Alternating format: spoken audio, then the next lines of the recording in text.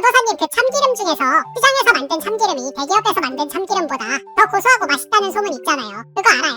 네, 그런 소문이 있죠. 저는 아직 시장 참기름을 구매해서 써본 적이 없지만 자주 듣는 얘기입니다. 그거 진짜예요? 뭐 법적인 거랑 관련이 있다던데. 발암물질 관련 규제가 크게 관련이 있죠. 식품위생법에 따르면 기름류의 경우에는 발암물질인 벤조피렌의 농도가 2 마이크로그램 per 킬로그램으로 제한되어 있는데요. 벤조피렌은 흔히 식품의 고온 가공 시에 생성되는 물질이다 보니 고소한 맛을 내기 위한 고온 압착 가공을 거치게 되면 벤조피렌 농도가 규제를 초과해버리는 일이 많아서 대기업들은 대부분 저온 압착 방식으로 참기름이나 들기름을 제조하고 있죠.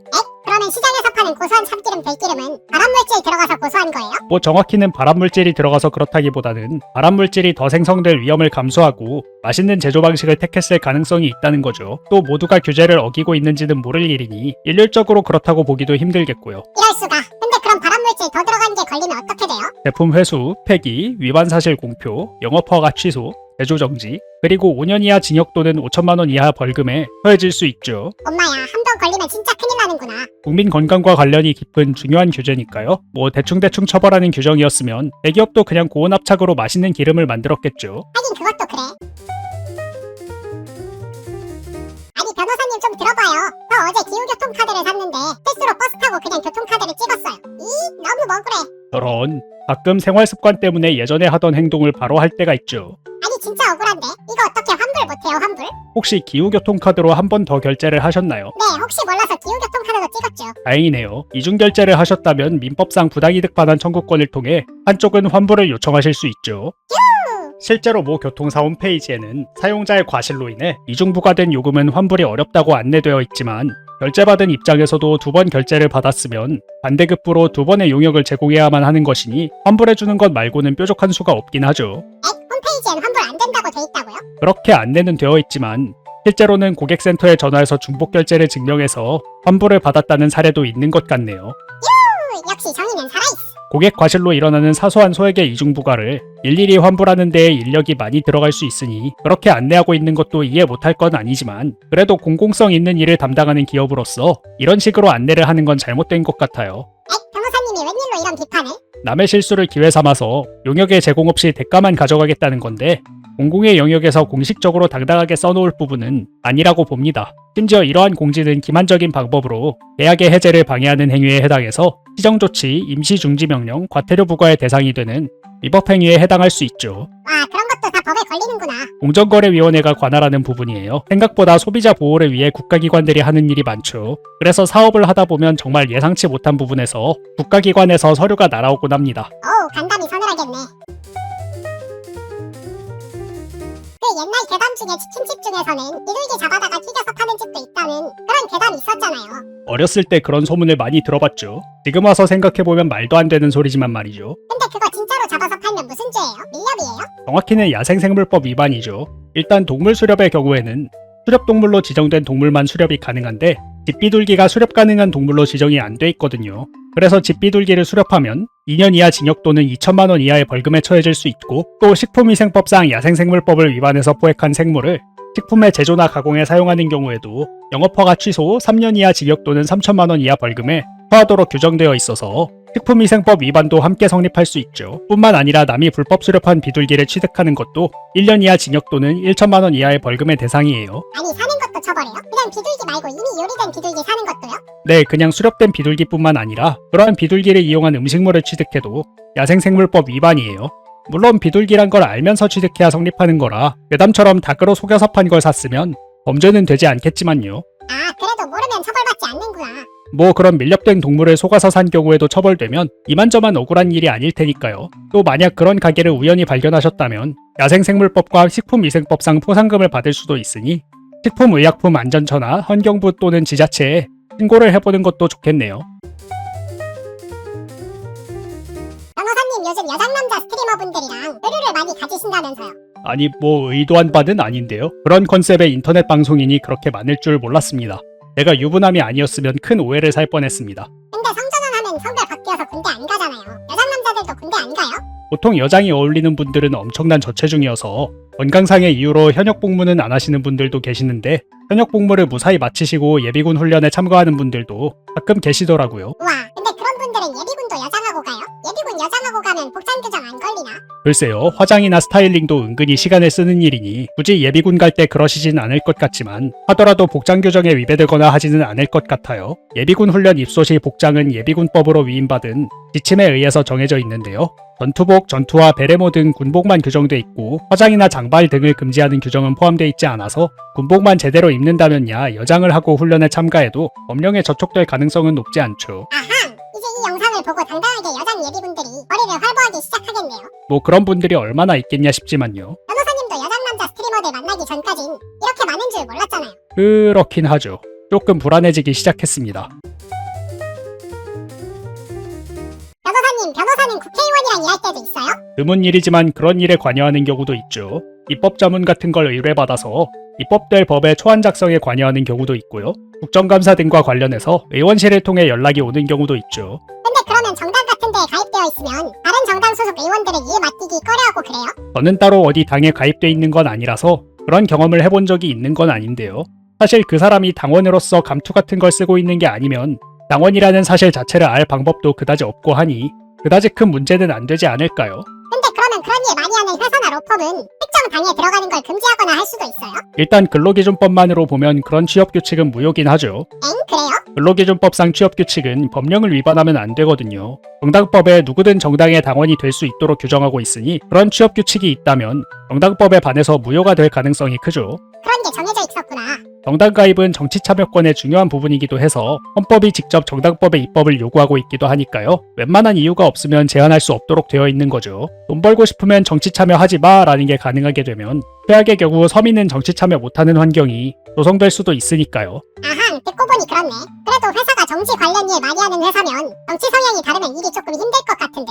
그런 부분이 없지는 않겠죠. 정치적인 업무를 다툴 때에는 정치 사안에 대한 이해도는 업무 퍼포먼스에 직결되는 부분이 있을 테니까요. 자기 성향과 완전히 다른 곳에 취직한다면 그런 부분은 감안을 하고 가야 되는 부분이겠죠. 딸리지는 않지만 승진은 조금 밀릴 수도 있는 거네. 결과적으로는 그렇게 될 가능성도 있겠죠. 변호사님 최근에 역전재판 게임 하셨었죠? 라이브 방송에서 역전재판 1을 다시 했었죠. 전부 클리어했던 게임인데도 오랜만에 하니 감회가 새롭더라고요. 변호사가 되고 나서 보니 다시 보이는 부분도 있고요. 어떤 부분이요? 처음에는 재판 제도가 우리나라 재판이랑 뭐가 다른지 그런 걸 위주로 봤었는데 보면 볼수록 주인공 변호사가 일을 너무 못하더라고요. 아, 그런 포인트도 있구나. 근데 그런 게임에서는 변호사가 기소되면 자기 자신을 변호하고 그러잖아요. 그거 실제로도 가능해요? 네, 뭐 안 될 건 없죠. 형사사건에서는 반드시 변호인을 선임해야 되는 필요적 변호사건이라는 게 있는데요. 피고인이 70세 이상이거나 미성년자이거나 아니면 구속돼서 재판을 잘 준비할 수 없거나 하면 변호인을 꼭 선임해야 하고요. 법원도 국선 변호인을 선임해주죠. 물론 따로 사선 변호인을 선임해도 상관없고요. 그러니 그런 경우가 아니면 직접 변호해도 상관은 없죠. 그러면 국선 변호인 선임해야 되는 사건이면 무조건 변호인이 있어야 돼요? 뭐 원칙적으로는 그래야 하긴 하는데 변호사가 그런 상황이면 웬만하면 구속돼서 그런 걸 테고 구속된 상태에서 재판 준비가 쉽지 않으니 웬만하면 변호인을 선임하겠죠. 그럼 안 하면 어떻게 돼요? 그러면 재판이 무효가 될 수 있죠. 사람 가둬놓고 아무것도 못하게 한 상태에서 재판을 한 거나 다름이 없으니까요. 물론 무죄가 나오면 상관없습니다. 그럼 변호인이 없었어도 딱히 억울한 점이 없으니까요. 굳이 번거롭게 재판을 다시 할 필요도 없고요. 변호인 없어도 이기면 장땡이구나. 변호인 제도 자체가 승소를 돕기 위한 것이니까 승소했으면 없어도 그만이죠. 저번 영상에 비둘기한테 밥 주면 과태료 맞을 수 있다고 하셨잖아요. 네, 그렇죠. 여러 요건들이 있지만 밥 주지 말라는 간판이 있는 곳은 특히 조심하셔야 합니다. 근데 막 유튜브 같은 데 보면 내 같은 애들이 사람들 샌드위치 같은 거 까는 거 기다리다가 샌드위치 같은 거 확 훔쳐가고 그러더라고요. 그렇게 비둘기가 밥 뺏어가면요? 그것도 과태료 물어요? 그런 과태료 부과의 경우에는 고의나 과실이 있어야 해요. 말씀하신 것 같은 경우에는 아무래도 고의는 없을 테니까 고의가 문제되지는 않을 것 같고요. 과실과 관련해서 주의의무를 위반했냐가 문제가 될 것 같은데 그냥 밥을 먹고 있을 때 야생동물한테 밥을 뺏길 걸 주의하면서 식사를 할 주의의무는 인정되기 어려우니 그런 경우는 과태료가 부과되지는 않을 것 같고요. 반면에 길거리에 음식을 흘렸는데 치우지 않은 사이에 비둘기가 그 음식을 먹어버렸거나 했다면 길거리에 쓰레기를 버리지 않을 주의의무를 위반한 과실이 있다고 할 테니까 과태료가 부과될 수 있겠죠. 아하! 들고 있다가 뺏긴 건 괜찮고 실수로 떨궜는데 비둘기가 먹었으면 과태료 대상이고. 그런 경우에도 위반 행위의 동기를 참작해서 반면의 대상이 될 수는 있겠죠. 만약 과태료가 부과된다면 그런 부분을 잘 어필해서 이의 신청을 할 필요가 있겠네요. 음식을 흘렸으면 비둘기가 훔쳐먹기 전에 얼른 치워야 되는 거구만. 사실 비둘기가 훔쳐먹지 않더라도 얼른 치우긴 해야죠.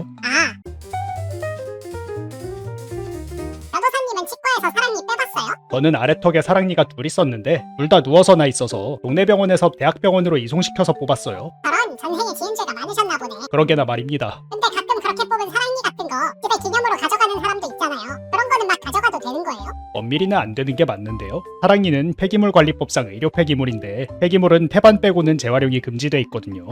태반은 재활용이 돼요? 가끔 사람 태반 재료를 이용한 의약품 같은 걸 팔잖아요. 처음 알았는데. 그런 게 있어요. 하여튼 태반을 제외한 의료 폐기물의 경우에는 일단 본인이 요구하면 본인에게 인도할 수는 있지만 어디까지나 묘지에 묻거나 화장시설에 화장해서 처리하기 위해서만 인도할 수 있는 것이기 때문에 그냥 환자분한테 사랑니를 기념품으로 드리는 건 엄밀히는 폐기물관리법 위반 사항이긴 하죠. 아, 가져가면 무조건 묻거나 태우거나 해야 되는 거구나. 아무래도 의료 폐기물은 감염병의 시발점이 되거나 할 위험도 있으니까요. 그러네. 좀비 영화 중에 그렇게 시작하는 게 좀 있었던 것 같은데 내 사랑니가 좀비 아포칼립스의 시작이면 조금 뿌듯할 것 같기도 하고. 어쨌든 그런 이유로 요즘 치과에서는 뽑은 사랑니에 사진을 찍게 해주는 곳도 있다고 하더라고요. 아, 사진은 좋네. 변호사님도 사랑니 사진 갖고 있어요? 아니요, 저는 부서서 뽑아놓은 걸 구경만 했고 사진은 따로 안 찍었어요. 나비. 아니 잠깐, 부서서 뽑았다고요? 너무 크면 잇몸 안에서 우드득 우드득 부서서 뽑더라고요. 그 격렬하게 사랑하는 사람들 중에서는 막 물고 빨고를 넘어서 물고 뜯고 그러잖아요. 도구도 쓰고 상황극도 하고. 뭐 이해합니다. 가끔은 일상을 벗어나 작은 일탈을 즐기고 싶을 때도 있죠. 변호사님도 그런 거 하세요? 그 질문이 나올 거라 예상했죠. 하지만 정답은 비밀입니다. 변호사님, 숨기는 게 제일 수상한 거 알아요? 수상한 거이다, 수상한 거이. 질문하세요, 질문. 근데 저번에 상해는 합의해도 무죄 안 나온다 했잖아요. 정확히는 사회상규에 반하는 승낙은 못하게 돼 있죠. 아무래도 사회적 폐해가 조금 있으니까요. 그러면 SM 플레이는요? 그거는 사회상규에 반하는 거예요? SM 플레이에 관해서는 여러 판례가 있죠. SM 플레이 도중 심한 뇌손상을 당해서 의식불명이 된 경우 승낙을 인정하지 않아 유죄가 나온 케이스도 있고, 성매매에 가학적인 물고문이 포함된 경우에도 마찬가지로 유죄로 판결한 판례가 있죠. 엥? 전부 유죄네?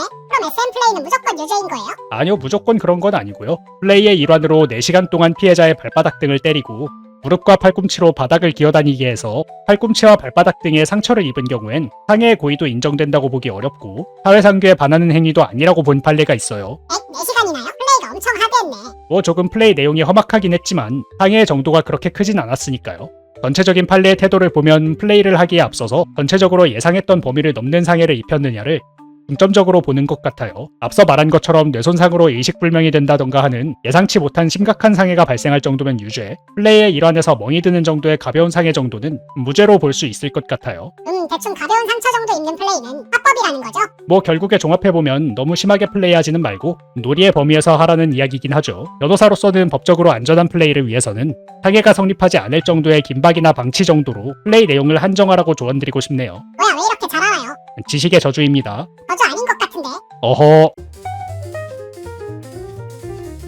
요즘 음식점들은 음식 남으면 대부분 싸주잖아요. 원래도 음식점에서 남은 음식이 있으면 알뜰살뜰 싸간다고 하시는 분이 계셨는데 요즘 그런 분들이 더 많이 늘고 있는 느낌이네요. 팬데믹 탓에 포장이 당연해진 탓도 있는 것 같고 다이어트나 건강관리 유행도 한몫하는 것 같아요. 근데 만약에 음식점에서 음식 싸달라고 했는데 안 싸주고 버려야 된다고 하면 그건 불법이에요? 일단 식품위생법상 식품 접객업자들한테는 남은 음식을 포장할 수 있게 하는 등 음식 문화 개선을 위한 노력을 할 의무를 부여하고 있는데요. 사실 이러한 노력할 의무 규정의 경우에는 일반적인 의무 규정과 다르게 노력을 이행하지 않았다고 어떤 의무 위반으로 위법이라고 해석되지는 않는 사항이에요. 그러니까 남은 음식을 싸주지 않는다고 위법이라고까지는 할 수 없는 상황인 거죠. 아니, 그러면 주인이 그냥 안 싸주고 버리라고 해버리면 그거 싸갈 수 있는 방법은 없는 거예요? 그냥 직접 싸가시면 되긴 하죠. 오잉? 음식이 일단 서빙을 해서 제공된 이상 소유권은 손님한테 넘어간 상태가 되는 거니까요. 그걸 별도로 위생봉투 등을 구비해 오셔서 싸가는 걸 음식점 측에서 막을 수 있는 뾰족한 방법이 없긴 하죠. 오히려 막는 과정에서 손님의 음식에 대한 소유권을 침해하는 결과가 발생할 수 있기 때문에 여러 가지 재산범죄가 발생할 가능성도 있고요. 아니, 그럼 묘수가? 앞으로는 위생봉투 챙겨 다녀야겠네. 그리고 노력 규정이라고 해도 음식점을 대상으로 한 행정청 지원 사업 같은 것이 시작되는 경우 지원 대상 평가 기준에 포함되거나 할 가능성도 있으니까 저런 노력 규정이 입법된 경우에는 사업자로서도 특별히 큰 손해가 발생하지 않는 한 준수하도록 노력하는 편이 여러모로 이득이겠죠. 그리고 평범하게 손님들도 좋아해 주실 거고요. 하긴 정부도 정부지만 일단 손님이 우선이지. 저도 서비스의 본질을 잘 지키는 사업자한테 일단 호감이 가는 것 같아요. 좋은 물건 팔고 좋은 서비스 제공받으면 지갑 여는 게 아깝지 않으니까요. 사람들 잘못하면 막 사과문 쓰잖아요. 변호사님도 많이 쓰셨고. 최근에는 이런저런 일들로 바쁘다 보니 실수가 더 잦아져서 멤버십 참새단 여러분들께 고개를 숙이는 나날들입니다. 정말 면목이 없습니다. 맞아요. 잘 좀 하세요. 넵, 잘하겠습니다. 근데 사과문을 전체 공개하면 명예훼손죄예요? 또 뭔 소리예요 이건? 아니 사과문을 개인적으로 주는 게 아니라 전체 공개하면 사람들한테 이 자식이 딴 걸로 사과문 쓰게 하는 쪼잔이에요 하고 공개적으로 망신 줄 수가 있잖아요. 놀랍게도 비슷한 취지로 명예훼손에 따른 손해배상을 청구한 사례가 있는데요. 판례는 잘못을 시인하고 화재와 재발 방지 약속을 내용으로 구성된 사과문에 사과 대상의 사회적 평가를 저하시킬 만한 내용이 없으므로 청구를 기각한 사례가 있죠. 아니 진짜 있네. 사과문 작성만으로는 명예훼손은 안 되는 거구나. 물론 그게 제대로 정갈하게 쓰인 사과문일 때의 얘기고요. 사과문을 표방해서 상대방을 비난하고 인신공격하는 내용을 돌려서 적시한 경우에는 당연히 명예훼손이나 모욕으로서 손해배상의 대상이 되죠. 외백고와서 불분명한 표현이라고 주장하더라도 판사님이 꼼꼼히 보고 판단하시기 때문에 당연히 CR도 안 먹히고요. 와 그런 짓을 하는 사람이 있어요? 진짜 세상에 별별 사람이 다 있네. 세상이 넓으니까요. 사견입니다만 SNS는 적게 할수록 좋은 것 같습니다. 이런 유튜브를 운영하는 거위가 그런 말을 해요? 그리 말씀하시니 또 할 말이 없군요. 그 빠진 이 지붕에 던지면 까치가 물어가서 새 이 가져온다고 하잖아요. 서양에서는 투스페어리라는 전승이 있기도 하죠. 그걸 주제로 배우 덜하기 요정 역할을 맡은 가족 코미디 영화도 있었고요. 제대로 본 건 아니고 영화 채널에서 장면 봤는데 평범하게 재밌어 보이더라고요. 명절엔 역시 가족 코미디가 대세긴 해. 조금 B급 감성으로 만들더라도 눈살이 덜 찌푸려지는 장점이 있죠. 뭐 그것도 어느 정도 퀄리티가 보장됐을 때의 얘기지만요. 근데 실제로 이 뽑을 때에는 실로 뽑잖아요. 걸어서 팍 잡아당기는 경우도 있고 이마도 때리고 문고리도 잡아당기고. 저는 보통 제 혀로 건드려서 직접 뽑았지만 말이죠. 혀로 흔들거리는 유치 건드는 게 은근 재밌었거든요. 근데 그거 실로 입 뽑아주는 거는 의사 자격 있어야 돼요? 사실 부모님들은 전부 야매 의사였던 건가? 아무래도 그런 걸 의료행위라고 보기에는 무리가 있죠. 판례에 따르면 의료행위는 의료인이 아닌 사람이 행하면 공중위생상 위험이 발생할 수 있는 행위인 것으로 보고 있는데 유치 좀 뺀다고 그 정도의 위험이 발생할 거라고 보긴 힘드니까요. 상해죄의 측면에서도 유치가 좀 빠진다고 별도로 치료를 받을 필요가 있다거나 일상생활에 어떤 지장이 생기는 것도 아니니 상해라고 보기도 힘들겠죠. 휴 우리 아빠는 범죄자가 아니었군. 뭐 그렇게 위험한 행위였으면 진작에 의사나 치과의사만 할 수 있게 규정돼서 대대적인 캠페인 같은 거라도 일어났을 테니까요. 요즘엔 치과 의사한테서 많이들 뽑는다던데. 만에 하나라도 있을 감염 등을 고려한다면 그것도 충분히 고려해 봄직하네요. 변호사님 옛날에 그거 알아요? 그 골판지로 만두 만들었다고 엄청 화제된 사건 있잖아요. 저도 그런 일이 있었다는 뉴스를 들은 기억이 어렴풋하게 남아있는데요. 조사해보니 허위사실을 기초로 한 조작이었다고 하더라고요. 그게 조작이었다고요? 방송사에 고발 프로그램을 공급하던 직원이 자극적인 소재 욕심에 연출한 조작극이라고 하더라고요. 멀리 아직도 많은 분들이 그런 일이 있었다고 알고 있을 만큼 한번 자극적인 뉴스가 퍼지면 정정하는 게 쉽지 않죠. 언론인이 책임감을 가져야 하는 이유이기도 하겠습니다. 근데 그렇게 음식에서 이물질 나오면 문제가 되잖아요. 그러면 포춘 쿠키 같은 거는 합법이에요? 대놓고 종이 나오잖아요 종이. 그런 건 괜찮은 건가? 사실 그렇게 의도적으로 넣은 종이를 식품위생법상 혼입된 이물로 볼만한지는 명확하지가 않아요. 식품위생법상 이물은 정상적으로 사용된 원료나 재료가 아닌 것으로 규정돼 있고 예시로서도 벌레나 곰팡이, 기타 금속들이 규정돼 있어서 의도적으로 넣은 종이가 포함되는지 여부가 애매하죠. 그럼 막 넣어도 되는 거예요? 그렇다고 막 넣을 수 있는 것은 아니고요. 대신 내부 포장지와 동일한 기준을 만족해야 할 가능성이 있죠. 포장 안에 종이로 식품들을 나눠놓는 경우도 있으니까요. 이 경우 접촉면에는 인쇄를 해서는 안 되니까 점괘가 인쇄된 종이가 직접 닿지 않도록 비닐 포장을 더하는 등의 추가적인 조치가 있어야겠죠. 캐릭터 스티커실 같은 게 흰 종이로 포장된 게 그래서 그런 거였구나. 아무래도 잉크 같은 건 식품에 스며들어서 독성을 띌 가능성도 있으니까요. 나름대로 기준이 있었네. 띠기 반기. 변호사님 그 얘기 알아요? 엘리베이터에 배달부랑 같이 탔는데 배달부가 헬멧 때문에 자기가 안 보여가지고 자기가 누른 버튼이 귀신이 누른 건 줄 알고 자꾸 취소하면서 엄청 무서워했다는 얘기요. 아, 들어봤죠. 제가 배달기사님 입장이었으면 어땠을까 생각하면 정말 무섭네요. 근데 만약에 엘리베이터에 같이 탄 사람 있는데 그 사람이 누른 버튼 계속 취소하면 그건 무슨 죄가 돼요? 아무래도 감금죄가 될 가능성이 높겠죠. 그런 죄도 있어요? 타인을 특정 장소에서 나가지 못하게 하는 경우에 성립하는 감금죄라는 것이 있어요. 체포죄와 함께 규정돼 있고 존속을 감금하면 가중됩니다. 실제로도 버튼을 못 누르게 취소해서 한 것은 아니지만 엘리베이터에서 나가지 못하게 함으로써 감금죄가 성립한 사례도 존재하니까요. 그런 부분은 충분히 감금죄가 될 수 있죠. 근데 그러면 그대로 버튼 누르기 대결로 이어져서 결국 승리해서 원하는 층에서 내리는데 성공했으면요? 사실 감금 미수죄가 될지 감금죄가 될지는 얼마나 대결했는지에 따라 다르긴 하죠. 얼마나 대결했는지에 따라 달라요? 감금죄에 기소가 되기 위해서는 신체의 자유가 박탈될 정도로 시간적으로 계속 감금되어야 한다는 게 통설이거든요. 그러니 충분히 오랜 시간 버튼 대결을 펼쳤다면 감금죄지만 금방 버튼 대결에서 범인을 제압했다면 감금 미수 정도밖에 안 되겠죠. 그럼 대결하다 다쳐서 눌러서 검지손가락 다쳤다든가. 그 경우에는 대결 시간과 무관하게 감금치상죄가 성립할 가능성이 있어요. 버튼 누르기 대결이라는 상황이 조금 괴상하긴 하지만 일단은 감금으로부터 탈출하려던 시도 도중에 상해를 입은 것이니까요. 가끔 회사나 제품 공식 사이트 주소가 뭔가 공식 사이트답지 않고 굉장히 수상한 경우가 있잖아요. 그런 경우가 왕왕 있죠. 유사한 이름의 다른 회사가 쓸 법한 도메인을 선점하거나 아니면 악의적으로 도메인을 뺏기거나 한 경우도 있고요. 맞아, 그런 거 일부러 유명한 회사 홈페이지 선점하고 그런 경우도 있겠어요.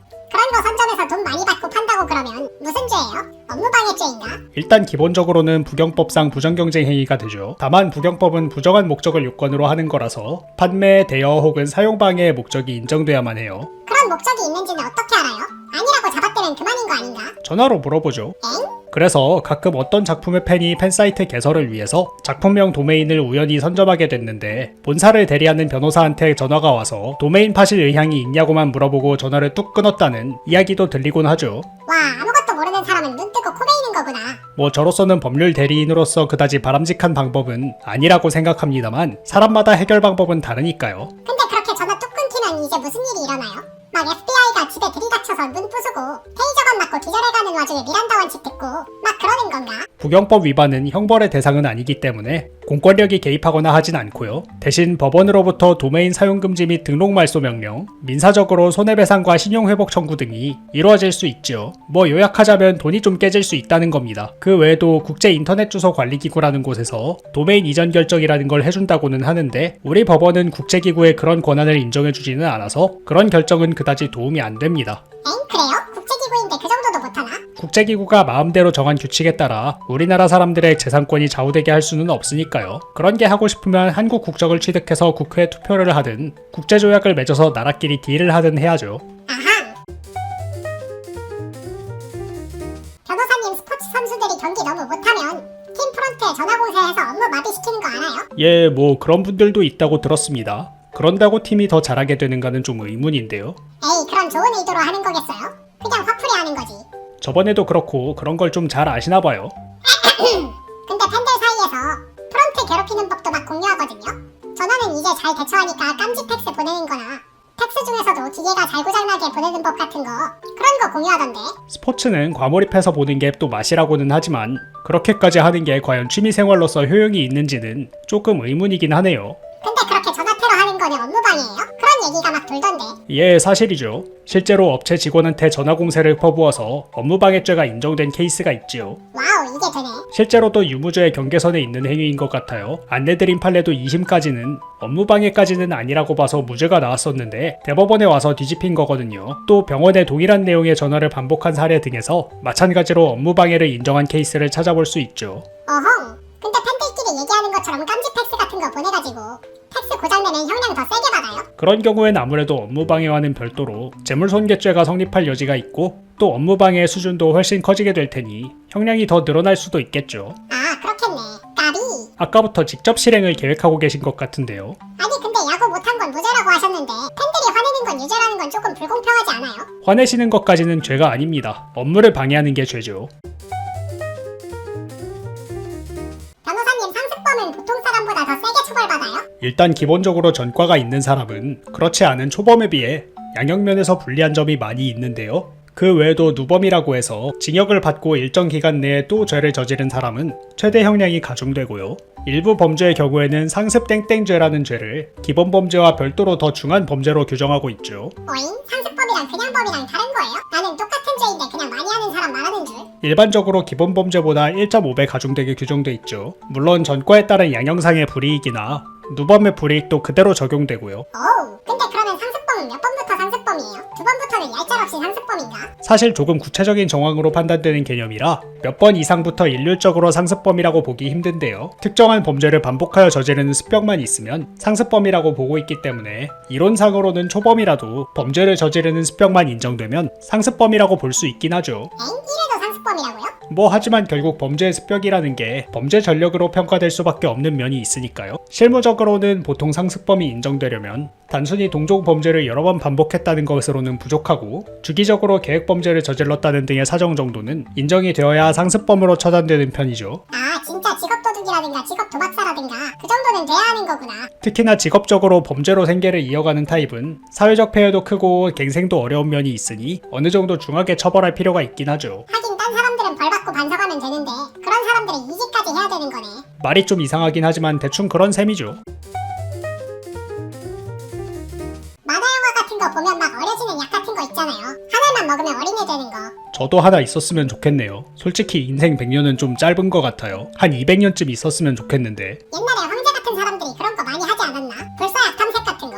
진시황도 불로초를 찾는 데 상당한 예산을 썼다고 하죠. 좀 이해가 되는 것 같습니다. 천하통일을 했는데 놓고 가야 되면 좀 억울하겠죠. 그렇긴 해. 근데 만약에 그렇게 약 먹고 어려졌으면 법적으로는 몇 살이에요? 몸은 어려도 법적으로는 성인인 건가? 나이의 계산법이란 게 법에 따라서 미묘하게 다르긴 하지만 기본적으로는 만 나이, 그러니까 태어난 날을 기준으로 해요. 다만 예외적으로 우리가 흔히 세대를 구분할 때 사용하는 연나이를 사용하는 경우가 있는데 지금은 개정돼서 만 나이를 쓰지만 개정되기 전에는 연나이를 썼던 아청법이랑 병역 의무 이행 시기를 연나이로 계산하는 병역법이 대표적이죠. 그러니까 아무래도 약을 먹어서 나이가 어려졌다고 해도 태어난 날짜가 정해져 있는 이상 나이는 태어난 날을 기준으로 기산되기 때문에 일단은 19세가 됐다면 성인이 될 것 같네요.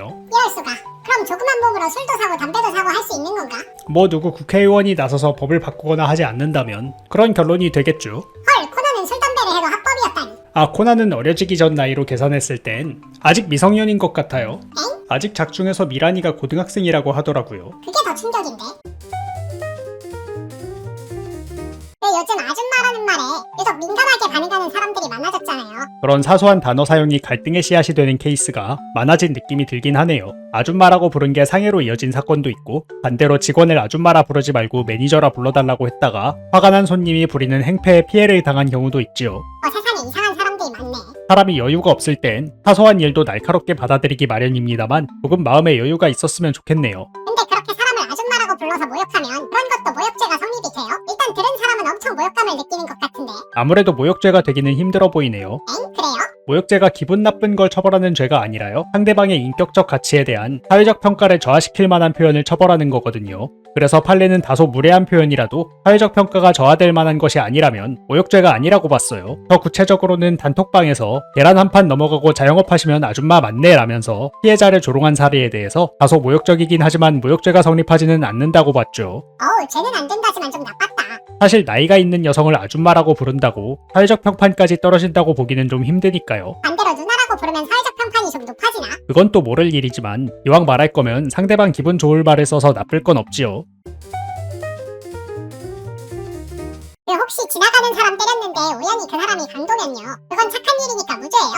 예? 아니 그 만화 같은데 그런 경우가 가끔 나오잖아요. 실수로 누굴 때려눕혔는데 그게 나쁜 놈이어서 감사받는 얘기. 아, 우연방이요? 우엉방어요? 그건 또 뭔 회개한 음식조합이래. 변호사님 식성 특이하시네. 아니요, 우연방위요. 우연히 정당방위를 해버린 경우를 뜻하는 거예요. 형법계에서 아주 오래전부터 논의된 내용 중 하나인데요. 아마 형법총론을 공부하시는 분은 거의 다 아는 내용일 거예요. 엥? 그래요? 그래서 어떻게 되는데요? 무죄예요? 뭐 여러 가지 학설이 있긴 한데 우리 법은 그런 경우에도 일단은 유죄라고 보고 있어요. 정당방위나 긴급피난 조문을 보시면 자기 또는 타인의 법익을 방해하기 위하여라든가 현재의 위난을 피하기 위한이라든가 하는 정당방위나 긴급피난을 한다는 주관적 인식을 요구하고 있거든요. 그러니까 그냥 남을 때리려고 했는데 나쁜 놈이었다는 건 정당방위를 하려는 인식이 없었기 때문에 정당방위는 아니라고 보고 있는 거죠. 에이 뭐야. 그래도 나쁜 놈 때려잡았으니 조금 봐줘도 되는 거 아닌가? 애초에 나쁜 놈끼리 싸워도 쌍방범죄에 해당할 뿐이니까요. 그런 것의 연장선상일 뿐인 거죠. 뭐 상대가 나쁜 놈이었으면 범죄에 이르는 과정에서 참작될 만한 사정이 있었을지도 모르겠습니다만 일단은 똑같이 나쁜 놈인 건 다름없으니까요. 그런가? 그 수의사들 보면 환자들이 날뛰어서 엄청 다치잖아요. 아닌가? 사람이 아니라 동물이니까 환물들인가? 아무래도 말이 통하지 않는 동물들을 진료해야 해서인지 특히 팔 같은 곳에 상처를 많이 입는다고 하시더라고요. 근데 정말 동물들이 너무 사납고 그러면은 힘으로 제압해야 될 때도 있을 것 아니에요. 근데 그렇게 힘으로 제압하면 동물학대예요? 그거 완전 가불기인데 가불기. 진료 목적으로 동물을 제압한 것이라면 동물학대가 적용되지 않을 가능성이 높죠. 동물보호법은 동물학대에서 치료 등을 목적으로 상해를 입히는 행위는 제외하고 있으니까요. 게다가 그런 식으로 환자를 제압하다가 상해를 입힌 경우엔 상해의 고의가 없을 테니 상해보다는 과실치상죄가 적용될 가능성이 높은데 동물의 경우에는 과실로 상해를 입힌 경우를 처벌하지 않으니까 무죄 판결을 받을 가능성이 더욱 높아지고 업무상 행위로 위법성이 조각될 가능성도 높죠. 하긴 수의사라고 마냥 물리고만 있을 수는 없으니까. 하지만 그럼에도 치료에 필요한 부분을 넘어서 과하게 동물을 때리거나 보복성으로 상해를 입히면 동물학대가 될 수도 있어요. 실제로 유죄 판결을 받은 사례도 있고요. 그런 사례가 실제로 있어요? 수의사가 치료 과정에서 개한테 물리자 개의 머리를 힘껏 내리쳐서 상해를 입힌 사건인데 아무래도 평소에도 그런 식으로 치료 대상 동물들을 많이 때려서 제압했던 모양이에요. 이를 달갑지 않게 보던 간호사가 제공했던 증거가 재판에서 중요하게 작용한 듯한 기록이 있네요. 어휴, 부하가 재판에서 나쁘게 말할 정도였으면 환자한테도 부하한테도 다 못되게 굴었나 보네. 사람이나 사물을 대할 때 이중적인 면모를 보이는 사람도 가끔 있다고는 하지만 대부분은 안에서 새는 바가지 밖에서도 새는 법이니까요. 그렇긴 해. 변호사님은 나중에 저한테 막 불리한 증언하고 그러시는 거 아니죠? 아니 또 왜 이래 불안하게. 그 횡단보도 지나다니는 사람들 보면은 가끔 횡단보도 흰색 페인트 삐져나가는 사람도 있잖아요. 그런 경우가 많이 있죠. 정지선을 잘 지키지 않은 차량이 횡단보도를 막아서 어쩔 수 없이 벗어나서 횡단하는 경우도 있고 아직 횡단보도에 도달하지 못했는데 급한 마음에 근처 도로를 횡단하는 경우도 있고요. 근데 그런 식으로 흰선 그려진 곳 벗어나면 그것도 무단횡단이에요? 과태료 무는 건가 과태료? 횡단보도 표시가 되어 있지 않은 도로를 횡단하는 경우는 2만 원의 범칙금의 대상이 되기도 하는데요. 그보다는 횡단 중에 교통사고가 나는 경우에 운전자에게 보호 의무가 있는 보행자에 해당하는지 여부가 더 중요한 요소가 되겠지요. 아 그러네. 무단횡단이면 과실 비율 같은 거 달라지겠구나. 그렇죠. 그래서 어떤데요? 그 흰색 횡단보도 벗어나면 과실 비율 높아져요? 엄밀히는 횡단보도는 말씀하신 흰색 표지 부분만이긴 한데요. 실무적으로는 횡단보도로부터 10m 내외 지점까지는 횡단보도 인근으로 봐서 교통사고 과실 비율을 책정하고 있다고 해요. 다만 이 부분은 보험사들이 설립한 민간심의기구 기준이라 엄밀히는 법적 구속력이 있는 것은 아니지만 판례에서도 횡단보도로부터 10.4m 떨어진 지점에서의 사고에 운전자의 주의 의무를 인정한 경우가 있죠. 10m까지는 그래도 횡단보도구나. 앞서 말씀드린 것처럼 검은색 도로 부분을 횡단하는 게 불가피한 경우도 있으니까요. 그래도 되도록이면 흰색 부분으로 횡단하는 습관을 들여야 더 안전한 교통생활을 보낼 수 있겠죠. 말씀드린 10.4m 떨어진 지점에서의 사고 사건도 1심에서는 횡단보도에서 너무 멀리 떨어져 있어서 운전자의 과실이 인정되지 않았을 정도니까요. 근데 우린 그냥 날아다니면 그만 아니에요? 그런 것 치곤 비둘기 분들도 차에 많이 치이시던데요. 저런. 옛날에는 부부들끼리 여기저기에 서로 비상금 숨겨가지고 청소하다가 발견하고 책보다 발견하고 그런 해프닝이 있었잖아요. 저도 얘기만 들었는데 그런 일이 있다고 하더라고요. 요즘에도 가끔 상여금 받는 계절을 본본과 달리하는 분이 계신다는 이야기는 듣습니다. 근데 그거 안에 몰래 비상금 만들고 그러면은 그거는 횡령이에요? 그렇죠, 횡령이죠. 공유물의 경우에도 한쪽이 임의로 처분하거나 소비하면 횡령죄가 성립하는데요. 다만 이 부분은 원래 이론적으로만 성립했는데 이제는 조금 문제가 될 수도 있겠네요. 왜 이론적으로만 성립해요? 원래는 부부간의 횡령 등 경제범죄의 경우에는 형을 면제하는 조항이 있었거든요. 그래서 부부간의 횡령이 성립하더라도 형사재판까지 가는 일은 없었죠. 그런데 해당 조항에 대해서 헌법 불합치 결정이 나면서 지금은 적용이 중지된 상태인지라 지금으로서는 실제로 유죄 판결이 나올 수도 있는 상황이죠. 띠용. 아니 근데 그래도 부부 사이면 같이 쓰는 돈인데 조금은 그 좀 맘대로 빼서 써도 되는 거 아닌가? 부부간에는 일상가사 대리권이 있으니까 그런 일상가사에 속하는 일로 공금을 사용하거나 했다면 상대방의 의사에 반한다고는 말하기 힘든 상황이긴 하지만 이러한 가사 대리권은 가정생활상 상시 행해지는 경우에 하나는 거라 대부분의 비상금이 취미생활 등을 위한 거라는 점을 고려하면 그렇다고 횡령의 성립을 막을 수 있을 가능성은 희박하죠. 아니 혹시 가족 몰래 비상금이라도 모으고 계신 건가요? 아니 혹시 모르잖아요. 그런 게 필요한 순간이 있을지. 아직은 안 하신 거죠? 네.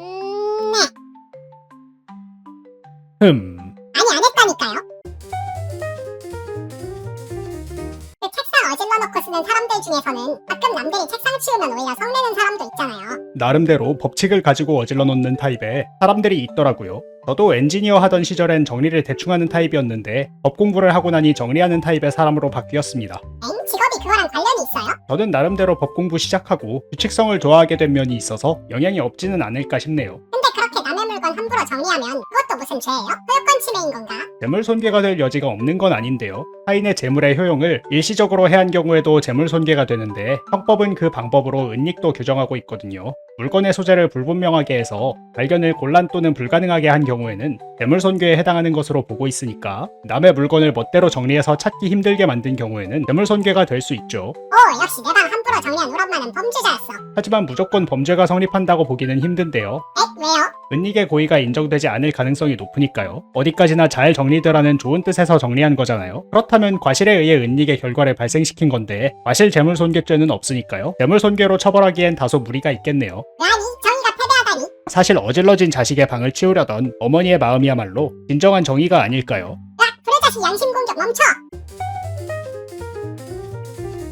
그 공포영화나 게임 같은 거 보면 유튜버나 개인 방송이니 해가 같은 거 탐방했다가 저주 걸리는 얘기 나오잖아요. 집이 싸게 나와서 귀신 들린 집에 입주하는 것만큼 전형적인 공포영화 오프닝이죠. 사실 조금 유형이 다를지도 모르겠지만 피라미드나 고분 같은 걸 도굴하다가 저주에 걸린다는 얘기는 이제는 고전에 들어가는 영역이기도 하고요. 그러네, 도굴꾼들 저주 걸리는 건 엄청 옛날 영화에도 있었던 것 같기도 하고. 근데 그런 거는 법적으로 죄가 돼요? 일단 주인이 있는 건물의 경우에는 건조물 침입죄가 성립할 여지가 있는데 관리되지 않는 폐허의 경우에는 건조물 침입은 성립하지 않을 가능성이 높죠.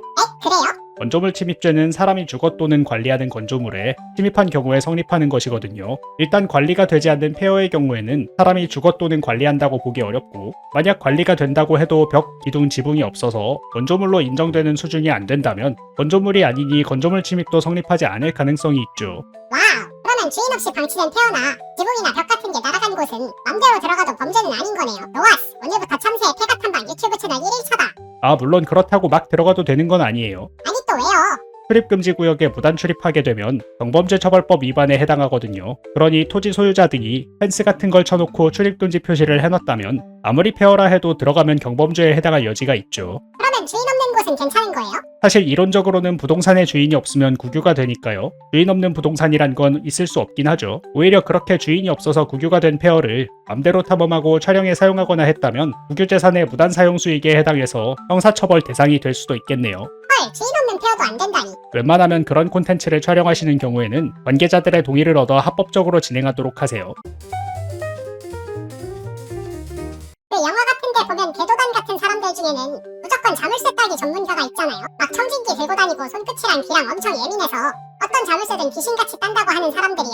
그런 캐릭터가 많이 있죠. 판타지류 게임에서도 도적 캐릭터에 자물쇠 따기나 함정 해제는 아주 중요한 기술로 취급되기도 하고요. 근데 만약에 자물쇠 따기 장인이 되고 싶어서 남의 자물쇠 막 따고 다녔는데 집안에 들어가거나 뭐 물건 훔치거나 하지 않았으면 그거는 범죄가 돼요? 그건 또 굉장히 복잡한 질문이네요. 에헴. 일단 다른 특별한 목적 없이 순수하게 감금장치를 해제하기만 하는 경우는 좀처럼 찾아보기 힘든데요. 그 경우에는 당연히 절도나 주거침입에 고의가 인정되지는 않을 테니 주거침입 미수나 절도 미수가 성립하기는 힘들겠죠. 실질적으로 형사재판이 이루어진다면 실제로는 절도나 주거침입의 고의를 가지고 자물쇠를 해제하는 것까지는 성공했는데 들키는 게 무서워서 그 시점에서 도망간 게 아니냐는 강한 의심을 받을 가능성이 높지만 말이죠. 어쨌든 죄는 안 된다는 얘기네요. 하지만 재물손괴죄가 성립할 여지가 있긴 하죠. 엥? 재물손괴요? 이론적으로는 물건의 효용을 일시적으로 해한 경우에도 재물손괴죄의 성립을 인정하고 있고, 실제로 피해자의 집을 나가면서 현관문 잠금장치에 건전지를 뺐다는 이유로 재물손괴죄의 성립을 인정한 판례도 있으니까 그런 경우에도 충분히 재물손괴죄의 성립을 인정할 근거는 있죠. 다만 자물쇠를 강제로 열고 주거침입이나 도둑질을 한 경우에는 아무래도 자물쇠나 문을 부수고 그런 범죄를 저지른 경우와는 조금 차이를 줘야 해서인지 자물쇠에 대한 재물손괴는 딱히 인정하고 있지 않은 듯해요. 근데 재물손괴라기엔 다시 잠그면 그만인 거 아닌가? 다시 못쓰게 부순 것도 아니고. 뭐 그것도 사실이지만 자물쇠를 누가 열었다는 걸 알아차리고 다시 잠그기까지는 잠금장치로서의 기능을 하지 못하게 되는 것도 사실이니까요. 부순 것보다야 형량면에서는 많이 유리하겠지만 그래도 죄가 아예 안 된다고 보기는 조금 애매하긴 하죠. 듣고 보니 그렇네. 자물쇠 따기 수련은 직접 사서 해야겠구만. 수련 같은 걸 하시려고 하셨나요? 아니 뭐 혹시라도 자고 일어나면 어디 이상한 방 같은 데 갇혀있을 수도 있고 그럴 때 갑작스럽게 도움이 될 수도 있잖아요. 또 섭섭하게 왜 이래 정말. 변호사님, 그 해리포터에 보면 주인공이 기차에서 젤리 먹잖아요. 막 비지맛이랑 코딱지맛 같은 이상한 맛 들어있는 거. 아, 그거요? 실제로 그런 맛이 나는 굿즈성 제품도 나온 것 같더라고요. 그 사람들은 진짜로 비지를 먹어봤을까요? 먹어보는 것 자체는 각오만 한다면야 할 수 있지 않을까요? 몸에 대단히 해로운 것도 아닐 테니까요. 맞아, 어릴 때 코딱지도 많이 먹었는데. 어허... 아 왜요? 그렇게 불편한 진실도 아닌데. 변호사님도 어릴 때 드셔보셨을 건 아니에요. 누구나 드러내고 싶지 않은 과거가 있는 법입니다. 근데 저런 걸 한국에서 만들어서 내면 합법이에요? 무슨 법 같은 거 안 걸리나? 사실 식품위생법상 식품에 포함돼서는 안 되는 이물에는 혐오감을 줄 수 있는 물질이 포함되도록 규정하고 있지만 정상적으로 사용된 원료나 재료만 들어간 경우에는 이물이 들어간 경우에 해당한다고 보기는 힘드니까 진짜 이상한 물질이 들어간 게 아니라 정상적인 물질을 조합해서 이상한 맛을 낸 것에 불과하다면 위법이라고 보기는 힘들겠죠. 아 진짜 기지가 들어가지만 않으면 하면 되는 거구나. 그럼 그냥 비지 맛이 나기만 하는 걸로는 합법이라는 거네요. 하지만 놀랍게도 식품위생법은 식품의약안전처장이나 시도지사가 정하는 국민에게 혐오감을 준다 인정되는 식품을 조리하거나 판매하지 못하도록 규정하고 있어서요. 관계행정청에서 정한다면 위법으로 만들 수는 있겠죠. 엥? 그래요? 그럼 혐오식품이라 위법한 식품도 있어요? 사실 법령은 있긴 한데 실질적으로 운영되는 건 아니고요. 입법 당시의 내용을 보면 보신탕이나 지렁이탕, 군뱅이탕 그런 혐오식품을 금지하기 위해서 제정했던 것 같네요. 아니 보신탕은 아는데 지렁이탕, 군뱅이탕도 있었어요? 뭐 그렇다고 합니다. 세상에 마상에. 아 근데 우리 설정상 지렁이 먹어본 적 있어야 되는 건가? 아!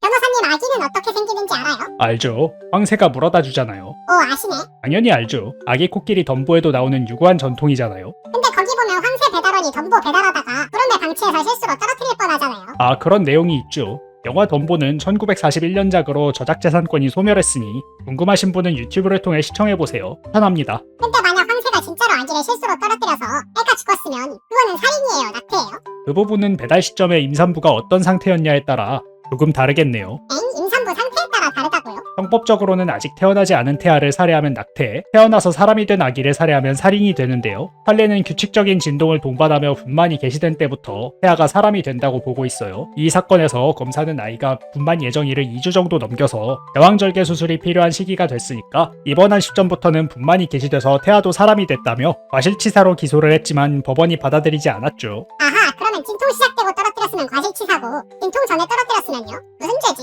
그 경우에는 무죄예요. 과실 낙태죄 같은 죄는 형법에 규정이 없거든요. 오잉? 그래요? 사실 실수로 태아를 낙태한다는 상황 자체가 다소 상정하기 힘든 상황이긴 하니까요. 미처 입법을 못한 틈새 같은 면이 있죠. 저런. 물론 진통이 시작된 시점 이후에 일부러 아이를 떨궜더라도 황새는 책임을 지지 않겠지만요. 엥? 왜요? 살인죄라고 하셨잖아요. 황새는 사람이 아니니까요. 형법의 적용을 받지 않죠. 변호사님 저번에 횡단보도 바깥으로 조금 삐져나가도 10m 안쪽이면 무단횡단은 아니라고 하셨잖아요. 그렇죠. 10m면 꽤 멀게 느껴지지만 실제로 보면 의외로 가까운 거리라고 생각되니까요. 어느 정도 타당성이 있는 판시 같습니다. 근데 횡단보도 중에는 엄청 짧은 곳도 있는데 그거 빨간불일 때 한 번에 점프해서 뛰어넘어가면 그거는 무단횡단이에요? 일단 무단횡단에 관한 판례는 아니지만 교통사고에서 횡단보도 보행자에 관해 이야기한 판례를 참고하자면 횡단보도에서의 보행자란 횡단보도를 따라 보행하는 사람을 의미한다고 하고 형벌법규의 의미를 피고인에게 불리하게 확장 또는 유추 해석해서는 안 된다고 보고 있고 또 보행이라는 의미가 걸을 보자를 써서 걷다는 의미를 내포하고 있다는 점을 고려하면 횡단보도를 뛰어넘는 행위가 도로를 횡단하는 것으로 해석될 여지는 있지만 그런 식으로 도로를 횡단하는 사람이 보행자라고 보기는 힘든 부분이 있으니 무단횡단으로서 범칙금의 대상이 된다고 해석하기는 조금 힘들겠죠. 엥? 횡단이긴 한데 무단횡단은 아니라고요? 그게 뭔 소리예요? 술은 마셨지만 음주운전은 아니란 건가? 도로교통법상 신호준수 의무 근거 규정을 잘 보시면 보행자는 횡단보도를 통해서만 횡단해야 된다고 되어 있거든요. 그러니 보행자가 아닌 사람은 엄밀히는 교통신호나 경찰 등의 지시를 따를 의무는 없다고 봐야겠죠. 와 세상에 그런 해석이? 하지만 이런 보행자의 정의는 어디까지나 문헌적 해석, 그러니까 국어사전에 기반한 해석이니까요. 대법원이 도로교통법의 취지를 고려해서 교통사고를 낼 위험이 있는 점프자도 보행자에 포함된다고 판시할 가능성도 배제할 수는 없죠. 아하, 그러니까 대충 사고 날 만한 짓은 하지 말라는 거네. 다같이 안전하고 편하게 다니자고 만들어 놓은 법이니까요. 웬만하면 서로 불편하거나 위험해지지 않는 범위를 고려해 지켜주는 것이 좋겠죠. 하긴 좋은 게 좋은 거지.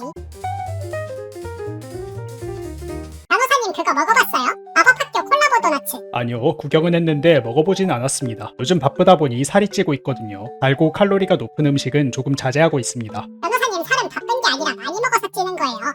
얼레리 꼴레리 푸아그라 빵빵거위. 반박할 수가 없다. 근데 그거 해외 버전은 어떤 크림 들어있는지 몰라서 먹어볼 때까지 어떤 기숙사 맛인지 모른다는데 그거 우리나라에서도 그렇게 팔아도 돼요? 그 음식 팔 때 성분명 같은 거 다 적어서 팔아야 되는 거 아닌가? 사실 가공이나 조리 목적이 아닌 소비자에게 판매할 목적으로 만드는 식품은 성분명과 함량을 숨기기 힘들게 되어 있는데요. 그래도 잘 찾아보지 않으면 알기 힘들게 만들 수는 있죠. 엥 어떡해요? 엄청 안 보이게 작게 표시하나? 성분명과 함량 등 표시사항 정보를 모델을 이용하여 소비자에게 제공하는 경우에는 원재료명을 배합 비율 순위가 높은 3개만 표시할 수 있도록 되어 있거든요. 그러니까 바코드를 찍어보기 전까지 포장지만 보고는 어느 기숙사를 상징하는 크림이 들어있는지는 모르게 만들 수 있죠. 아하, 그럼 바코드 찍는 직원만 알 수 있다는 거네. 뭐 그렇게 되겠죠. 바코드 찍는 직원이 일종의 기숙사 배정모자 같은 역할을 하시게 되겠네요. 이 도넛은 그리핀도르. 그나저나 이야기하고 나니까 도넛이 먹고 싶어지는군요. 어차피 주말에 카라아게를 좀 튀길 건데 기름을 달군 김에 도넛도 같이 튀겨야겠군요. 엥? 다이어트 하신다면서요? 안타깝지만 그만큼 카라아게를 줄여야겠죠. 생각해보니 도넛을 안 하고 카라아게를 더 먹는 게 나은 것 같기도 하고요. 근데 거위인데 닭 먹어도 돼요? 같은 조류잖아요. 뭐 류 정도는 같을 수도 있죠. 사람도 같은 포유류인 소나 돼지 같은 거 많이 먹잖아요. 얼마 전에 수능 날이었잖아요. 변호사님은 수능 보셨어요, 수능? 는 과학고 출신이라 수능보다는 논술로 입시를 치러서 사실 수능에 대한 기억은 그다지 없네요. 에잉, 너잼. 근데 입시 시즌 되면 매년 합격 통지 같은 것 때문에 사고 나잖아요. 대학도 결국엔 사람이 운영하는 곳이니까요. 실수가 왕왕 발생하는 것 같아요. 그래도 학생이 잘못한 게 아니라 대학이 실수한 경우에는 웬만하면 합격 처리를 해주는 것 같긴 하지만요. 근데 그런 거는 대학이 취소하겠다고 해서 버티면 법적으로는 어떻게 돼요? 싸우면 학생이 이기나? 아니면 대학이 이기는 건가? 학교가 얼마나 착각을 했느냐에 따라서 결과가 조금 달라지긴 하겠지만 단순히 입학 성적 석차 등을 착오한 경우에는 아무래도 학생이 이길 가능성이 높죠.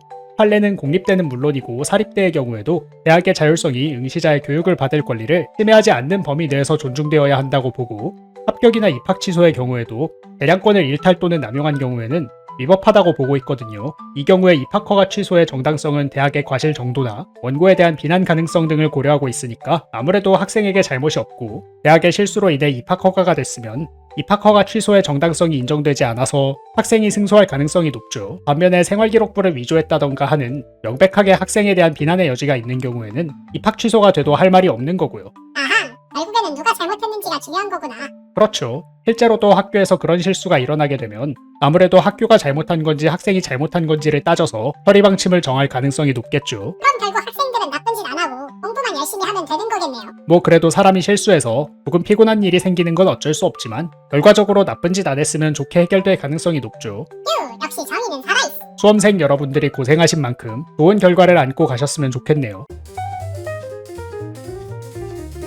변호사님, 좀 연식이 오래된 아파트들을 보면 지하 주차장 같은 것도 없어서 이중주차도 엄청 많이 하잖아요. 아무래도 그런 곳은 자동차 보급률이 그렇게 높지 않을 때 지어지기도 해서 그 정도로 주차 공간을 확보하지 않은 경우가 많죠. 저도 그런 아파트에 출입할 땐 되도록 차를 안 몰고 갑니다. 다행히도 서울은 대중교통이 잘 되어 있으니까요.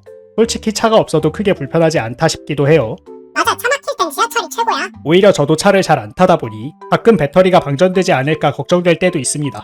근데 그렇게 이중주차 많이 하는 곳에서는 이중주차하고 안 떼주는 사람도 있잖아요. 그런 경우에는 무슨 죄가 돼요? 일부러 그런 것이라면 충분히 재물손괴가 될 여지가 있죠. 일시적으로 물건의 효용을 해하는 경우도 재물손괴로 처벌하고 있어요. 실제로 차량 앞뒤에 쉽게 옮길 수 없는 콘크리트 구조물이나 건설기계 등을 주차해서 재물손괴가 인정되거나 보복행위로서 상대방 차량이 움직이지 못하게 이중주차를 한 행위에 대해서 유죄가 인정되기도 했죠. 반면에 만약 이중주차를 하면서 사이드 브레이크를 푸는 걸 단순히 깜빡한 경우라면 우리나라는 과실로 인한 재물손괴를 처벌하지 않고 있으니까 그런 부분은 아무래도 민사상 손해배상의 대상은 될지라도 형사처벌의 대상이 된다고 보기는 힘들겠죠.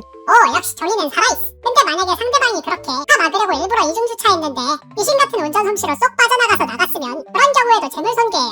그 경우에도 여전히 재물손괴 미수에 해당하니까 형사처벌의 대상이 될 수는 있겠네요. 그건 피해도 안 입고 상대방도 처벌시키고 뻥 먹고 알 먹고네. 하지만 그런 나쁜 일을 하는 사람이 주변에 있다는 것부터가 피곤하고 안타까운 일인 것 같아요. 이웃사촌은 친절하고 성실한 사람들로 구성되는 게 가장 이상적이죠. 그렇긴 해. 그게 다 복이야.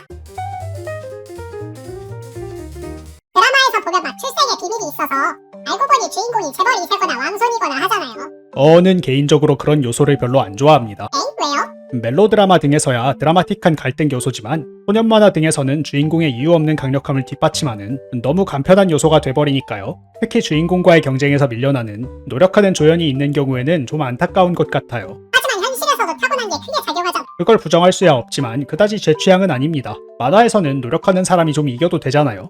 근데 그러면 주인공 기르던 가짜 부모는 사실 부모님 부하고 주인공 출생의 비밀을 막 숨기는 설정 많잖아요. 그렇죠. 그런 거는 무슨 죄가 돼요? 아무래도 나쁜 의도가 있으면 배임죄가 될 가능성이 있죠. 이 경우에 길러준 가짜 부모는 주인공의 후견인이거나 양부모 혹은 진짜 부모로부터 양육을 위탁받은 이가 될 텐데, 길러진 가짜 부모는 다양한 법률상 지위를 가질 수 있거든요. 주인공의 법정 후견인이거나 양부모인 경우도 있을 수 있고, 진짜 부모로부터 주인공의 양육을 위탁받거나 심지어는 그냥 의리로 주인공을 숨겨서 기르는 타인일 수도 있는데, 어느 쪽이든 일단 주인공의 재산의 관리자로서 주인공의 이익을 위할 의무가 있으니 만약 상속재산 등을 빼돌릴 의도로 출생의 비밀을 숨겼다면 배임죄가 성립할 수 있는 상황이 되겠습니다. 그럼 돈 빼돌릴 의도 없이 그냥 숨겼으면요? 뭐 돈을 빼돌리려는 등의 의도가 아니라 순수하게 정신적 충격 등을 방지하거나 위험으로부터 주인공을 숨기기 위한 경우는 어떤 죄에 해당한다고 보기는 조금 힘들겠죠. 그래도 나중에 비밀 밝혀지면 애는 엄청 충격받을 텐데 그런 거 친부모 있었는데 없다고 숨기는 거 그런 거는 아동학대 아니에요? 아동학대? 아무래도 친부모의 존재를 숨겼다는 것만으로는 아동학대가 성립하기는 어렵겠네요. 처벌의 대상이 되는 아동학대 범죄의 경우에는 아동의 건강, 복지를 해치거나 정상적 발달을 저해할 수 있는 신체, 정신, 성적 폭력이나 가혹행위, 그리고 유기, 방임 등이 규정되어 있는데 출생의 비밀을 숨긴 것만으로는 그 정도의 학대로 보기는 어려운 면이 있겠죠. 게다가 그런 케이스는 대부분 가짜 부모 밑에서 아주 행복하고 건전하게 자라니까요. 더더욱 학대라고 보기는 어렵겠죠. 하긴 보통 출생의 비밀 알기 전까지 엄청 행복하긴 해. 그거 깨지면서 스토리 시작되는 게 국룰이잖아요. 냉혹하고 유능한 진짜 부모의 재능을 지닌 후계자이면서도 가짜 부모가 가르쳐준 따뜻한 마음을 가진 참된 리더로 성장하는 주인공을 보는 게 또 그런 스토리의 진면목이죠. 아라리시네. 변호사님 요즘 스트리머들이랑 모의 재판 같은 거 하시잖아요. 그건 좀 어때요? 할만해요? 아니요, 죽을 것 같습니다. 진짜 변호사들끼리 싸우는 거에 비하면 별거 아닌 거 아니에요? 애기 손목 비틀기 아닌가? 그건 법정의 룰에 따라 재판을 할 때의 얘기고요. 실제 스트리머분들이랑 모의 재판을 할 때에는 자기가 뭘 청구하시는지도 정해놓지 않고 참여하시는 경우가 많아서 상당히 힘듭니다. 아, 룰 안 지키는 유아들이랑 놀아주는 놀이방 같은 거구나. 정확합니다. 근데 그렇게 법정에서 막 시끄럽게 떠들고 그러면 법정모독죄로 잡혀간다고 그러잖아요. 그거 진짜로 있는 죄예요? 제가 실제로 법정모독으로 잡혀가는 케이스를 보거나 한 건 아니지만 판례를 보면 일반적인 모욕보다 훨씬 쉽게 인정이 되는 것 같아요. 판례는 재판장으로 하여금 모욕감을 느끼고 당혹스럽게 만들어서 원활한 재판 진행을 하지 못하도록 하는 소동을 일으키면 법정 소동이 성립하는 것으로 보고 있는데요. 특히 판결문 낭독 중에 판결 내용에 불만이 있어서 욕설 고성을 지르다가 잡혀가시는 분들이 많은 것 같고요. 그 중에는 술 취해서 법정에 출석하신 분들도 계시네요. 그리고 또 판결문 낭독을 마치고 재판 종결을 선언하기 전에 큰 소리로 판결을 비판한 경우에도 법정 모독죄가 성립한다고 봤네요. 와, 진짜 빡빡하게 성립하는 거구나. 근데 실제로는 그런 일 잘 안 일어나요? 판사 판결 마음에 안 들면 한마디 하는 사람 되게 많을 것 같은데. 판결이 마음에 드시지 않는 경우야 많이 있겠지만 재판은 생각보다 훨씬 엄숙하게 진행이 돼서 법정에서 그런 고성을 낼 만한 분위기가 아니긴 하죠. 얼마나 엄숙한데요? 제가 법원 시보하던 시절 계시던 재판장님은 피해자가 방청객에서 피고인의 어처구니 없는 주장을 듣고 참나 정도의 작은 소리만 내도 조용히 하라고 계속 그러면 퇴정된다고 주의를 주시던 분이셨습니다. 그럼 역전재판에서 방청객들 웅성웅성대는 건 다 픽션이에요? 애초에 역전재판처럼 그렇게 방청객이 우글거리는 단계부터 픽션이죠. 이럴 수가. 내 세상이 또 하나 깨졌다. 현실은 잔혹한 법입니다. 변호사님 몽키스파라고 알아요? 아, 알죠. 레이니 데빌 말씀하시는 거죠? 와, 구시대 오타쿠다. 틀리 딱딱.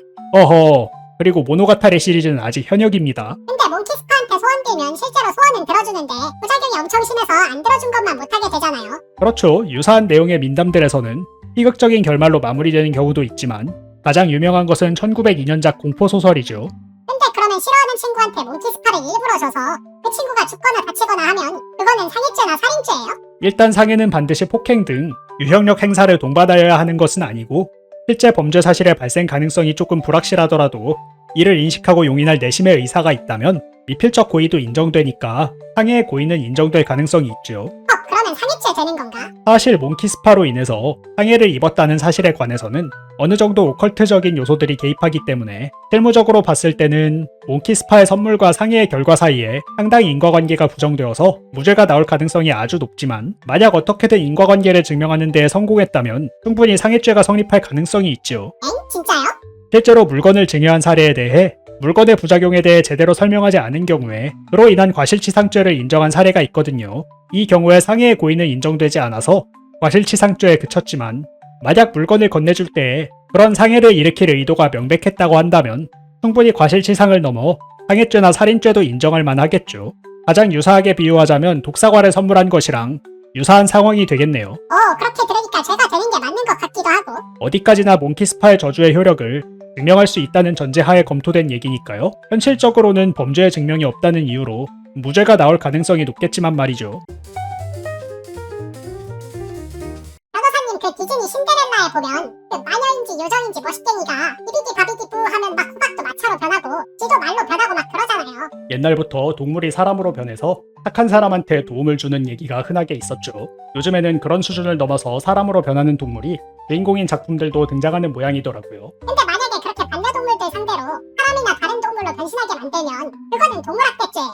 아무래도 변신시키는 주체가 수의사가 아니라면 동물학대죄가 성립할 가능성이 높겠네요.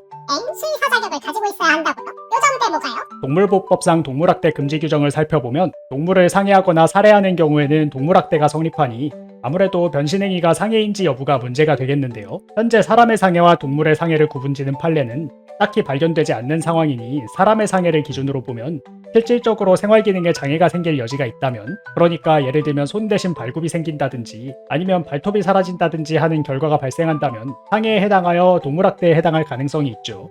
그러면 수의사인지 여부랑 상관없이 동물학대잖아요. 하지만 반려동물의 수술의 경우 사람의 수술과 유사하게 원칙적으로는 상해로 인한 동물학대가 성립하지만 적법한 자격을 가진 수의사가 주인의 의사에 따라 수술하면 위법성이 조각되는 구조로 보이거든요. 실제로 보통 동물학대로 취급되지 않는 중성화 수술도 수의사 자격이 없는 사람이 수술하게 되면 동물학대죄가 성립하기도 하고요. 그러니 만약 완벽하게 부작용 없는 변신 수술이 가능하다면 수의사가 행하는 변신 수술은 동물학대가 아니라고 볼 가능성이 높죠. 와우, 잠깐, 그럼 수의사 자격 없이 동물을 변신시킨 요정 대모는 수의사법 위반이라는 거예요? 수의사법 위반과 동물학대로 인한 동물보호법 위반에 죄책을 질 가능성이 높죠. 물론 어디까지나 요정대모에 인간 지위가 인정된다는 가정하에 이야기지만요. 멀리 요정 대모가 가끔 나타나는 게 도피 중이기 때문이었네. 변호사님, 피자 사면은 그 피자 박스에 쿠폰 같은 거 붙어서 왔잖아요. 저도 찾아보고 알았는데 검색해보니 2010년경에 유명 피자 체인들이 박스 쿠폰 제도를 폐지하고 그간 발행한 쿠폰에 대해서 할인으로 보상해줬다는 기사가 있네요. 15년 전에요? 뭐야, 왜 이렇게 오래됐어? 생각해보니 저도 배달앱으로 피자를 시켰을 땐 박스에 쿠폰이 있었던 걸 본 기억이 없네요. 꽤 오래전에 폐지됐던 모양이에요. 근데 그렇게 쿠폰 붙어있는 박스 같은 게 버려져 있으면 그것 떼서 쓰면 무슨 죄예요? 전유이탈물 횡령인가? 일단 절도죄나 점유이탈물 횡령죄의 경우에는 타인의 소유일 것을 요건으로 하고 있어서 제대로 버려져서 소유권이 포기된 물건인 경우에는 성립하지 않아요. 뿐만 아니라 실제로 버려진 물건이 아니라 소유권을 포기하지 않은 물건이라고 하더라도 피의자가 버려진 것으로 착각할 만큼 정황상 버려진 것 같은 외형이 갖추어져 있으면 그 경우에도 절도나 정유이탈물 횡령의 고의가 없어서 범죄가 성립하지 않을 가능성이 높고요. 그러면 그냥 엉뚱한 데 놓여있는 물건은 내 맘대로 가져가도 되는 건가? 그 정도로는 아무래도 고의를 부인하기는 힘들고요. 그러한 오인을 인정했던 판례들을 잘 살펴보면 빈 상자를 헌신문지에 덮어 쓰레기통 옆에 놓은 경우나 유리창이 전부 깨진 자동차가 쓰레기장에 놓여있고 자동차 앞유리까지 잡초가 무성하게 자란 경우니까 폐기물처럼 보일 만한 장소에 누가 봐도 폐기물인 물건이어야 그런 오인이 정당하다고 인정될 만하겠네요. 와, 빈 상자는 뭐 그렇다 쳐도 자동차는 무슨 포스트 아포칼립스 게임에 나오겠네. 그러니까 그냥 어디 쌓여있는 피자박스 쿠폰은 쓰면 안 되고 재활용장 종이 수거함에 있는 피자박스 정도는 돼야 절도죄가 안 된다는 거죠? 네, 뭐 그렇게 되겠네요. 좋았어. 당장 분리수거함에서 피자박스 다 뒤져서 이제 피자박스에 쿠폰 안 붙어서 나온댔지. 저런, 변호사님, 유희왕 알아요? 유희왕? 그 머리 모양 이상한 사람들이 카드로 싸우는 만화요. 핵심을 찌르시네. 하여튼 거기 세계관에선 모든 일을 다 듀얼로 해결하잖아요. 사람도 듀얼로 체포하고 문도 듀얼로 따고 컴퓨터 해킹도 듀얼로 하고. 이상한 게 머리 모양뿐만은 아닌 것 같긴 한데요. 뭐 어쩔 수 없는 부분이기도 한 것 같습니다. 사람들은 카드 게임 하는 거 보려고 만화를 보는 거지 경찰에 신고하면서 증거를 제출해서 구속영장을 발부받아 악당에게 수갑을 채우는 걸 보고 싶진 않을 것 아니에요. 그건 그것대로 재밌을 것 같기도 한데. 저도 말하고 나니까 그런 생각이 들긴 합니다. 근데 거기에는 어둠의 듀얼이라고 해서 사람들 정신 나가서 폐인되거나 죽거나 하는 듀얼도 하잖아요. 그런 걸로 사람 폐인으로 만들거나 죽이거나 하면 그거는 살인죄나 상해죄 같은 것에 걸려요. 글쎄요, 어떤 메커니즘으로 듀얼을 한 사람이 상해를 입는 구조인지는 일단 불명이지만 상해나 살인죄는 유형력 행사를 요건으로 하지 않고 또 판례도 폭언 등 유형력 행사가 없는 방법으로 상대방에게 상해를 입힌 경우에 상해죄의 성립을 인정하고 있으니까 듀얼의 방식으로 사람을 다치거나 죽게 한 경우에도 이론상으로는 상해나 살인이 성립할 가능성도 있겠네요. 역시 듀얼리스트들도 정의를 피해갈 수 없군. 오히려 우려할 부분은 상해의 경우에는 격투기 경기같이 어느 정도 상해에 대한 양해가 있는 스포츠 경기의 경우에는 상호 간의 승낙으로 인해 책임을 물을 수 없다는 점인데요. 다만 이러한 경우에도 경기로서 응급의료진이 대기하고 안전보호구를 착용하는 등 안전대책이 이루어진 경우에만 책임을 조각해준다는 점으로 미루어 봤을 때 상대방을 죽거나 다치게 할 목적으로 심지어 가끔은 상대방의 양해 없이 이루어지는 어둠의 듀얼 형식의 경기로 상대방을 상해하거나 살해하면 상해죄나 살인죄의 죄책을 면할 수 없다고 봐야겠죠. 그러면 만약 어둠의 듀얼을 합법적으로 하고 싶다면 상대방이 죽거나 다치지 않게 룰을 잘 정하고 의료진도 대기하고 있어야 한다는 거군요. 어둠의 듀얼에서 의료진이 대기한다고 한들 결과를 방지할 수 있는지 여부가 불분명하다는 아주 근본적인 문제가 남아있긴 하지만 일단은 그러한 최소한의 안전장치 정도는 갖추어 놓아야만 범죄가 아닌 경기였다는 주장을 해볼 수 있겠죠. 그 인구 또 고령화의 문제 얘기할 때 대표적으로 나오는 게 해지 죽는 노인분들 얘기잖아요. 일자리 부족과 가혹한 노동 환경에 노출된 점 등 여러 가지 문제를 안고 있는 부분이죠. 이래저래 안타까운 부분입니다. 맞아요. 그거 노인분들끼리 또 나와바리 다툼도 하시잖아요. 이게 또 전문 용어가 하여튼 노인분들끼리 막 사업상 경쟁도 하시는데 근데 만약에 사업하시다가 다른 사업자분 리어카에 있는 해지를 훔쳐가면 그건 절도죄예요. 사실 그거 쓰레기니까 누가 주인이라고 하기 그렇잖아요. 저번에 얘기하신 그 카페에 있는 물건 가져간 거랑 그게 다른 게 아닌 거 아닌가? 그거랑 조금 다르긴 하죠. 일단 버려진 폐기물은 무주물이라 먼저 주운 사람이 소유권을 취득하거든요. 그러니까 그런 경우에는 먼저 리어카에 넣으신 사업자분의 소유물이 됐으니 경쟁자가 그걸 훔쳐간다면 절도죄가 성립하는 부분이죠. 실제로 판례도 있고요. 판례가 있다고요? 정확하게는 리어카에 들어있던 다른 폐지를 훔쳐간 건 아니지만 고물 수집가가 의도적으로 다른 고물 수집가가 보통 고물을 놓아두던 곳을 노려서 거기에 모여있던 고물들을 가져간 사건인데요. 판사도 그러한 부분을 참작해서 폐지와 고철에 대한 고물 수집가의 소유권을 인정해서 훔쳐간 사람에게 유죄를 선고한 사건이에요. 아니 이게 왜 진짜 있음? 뭐 세상은 넓고 다양한 사건이 있으니까요. 이런 식으로 넓을 필요는 없는 것 같은데. 세상 일이 늘 자기 뜻대로 되지는 않는 법이랍니다.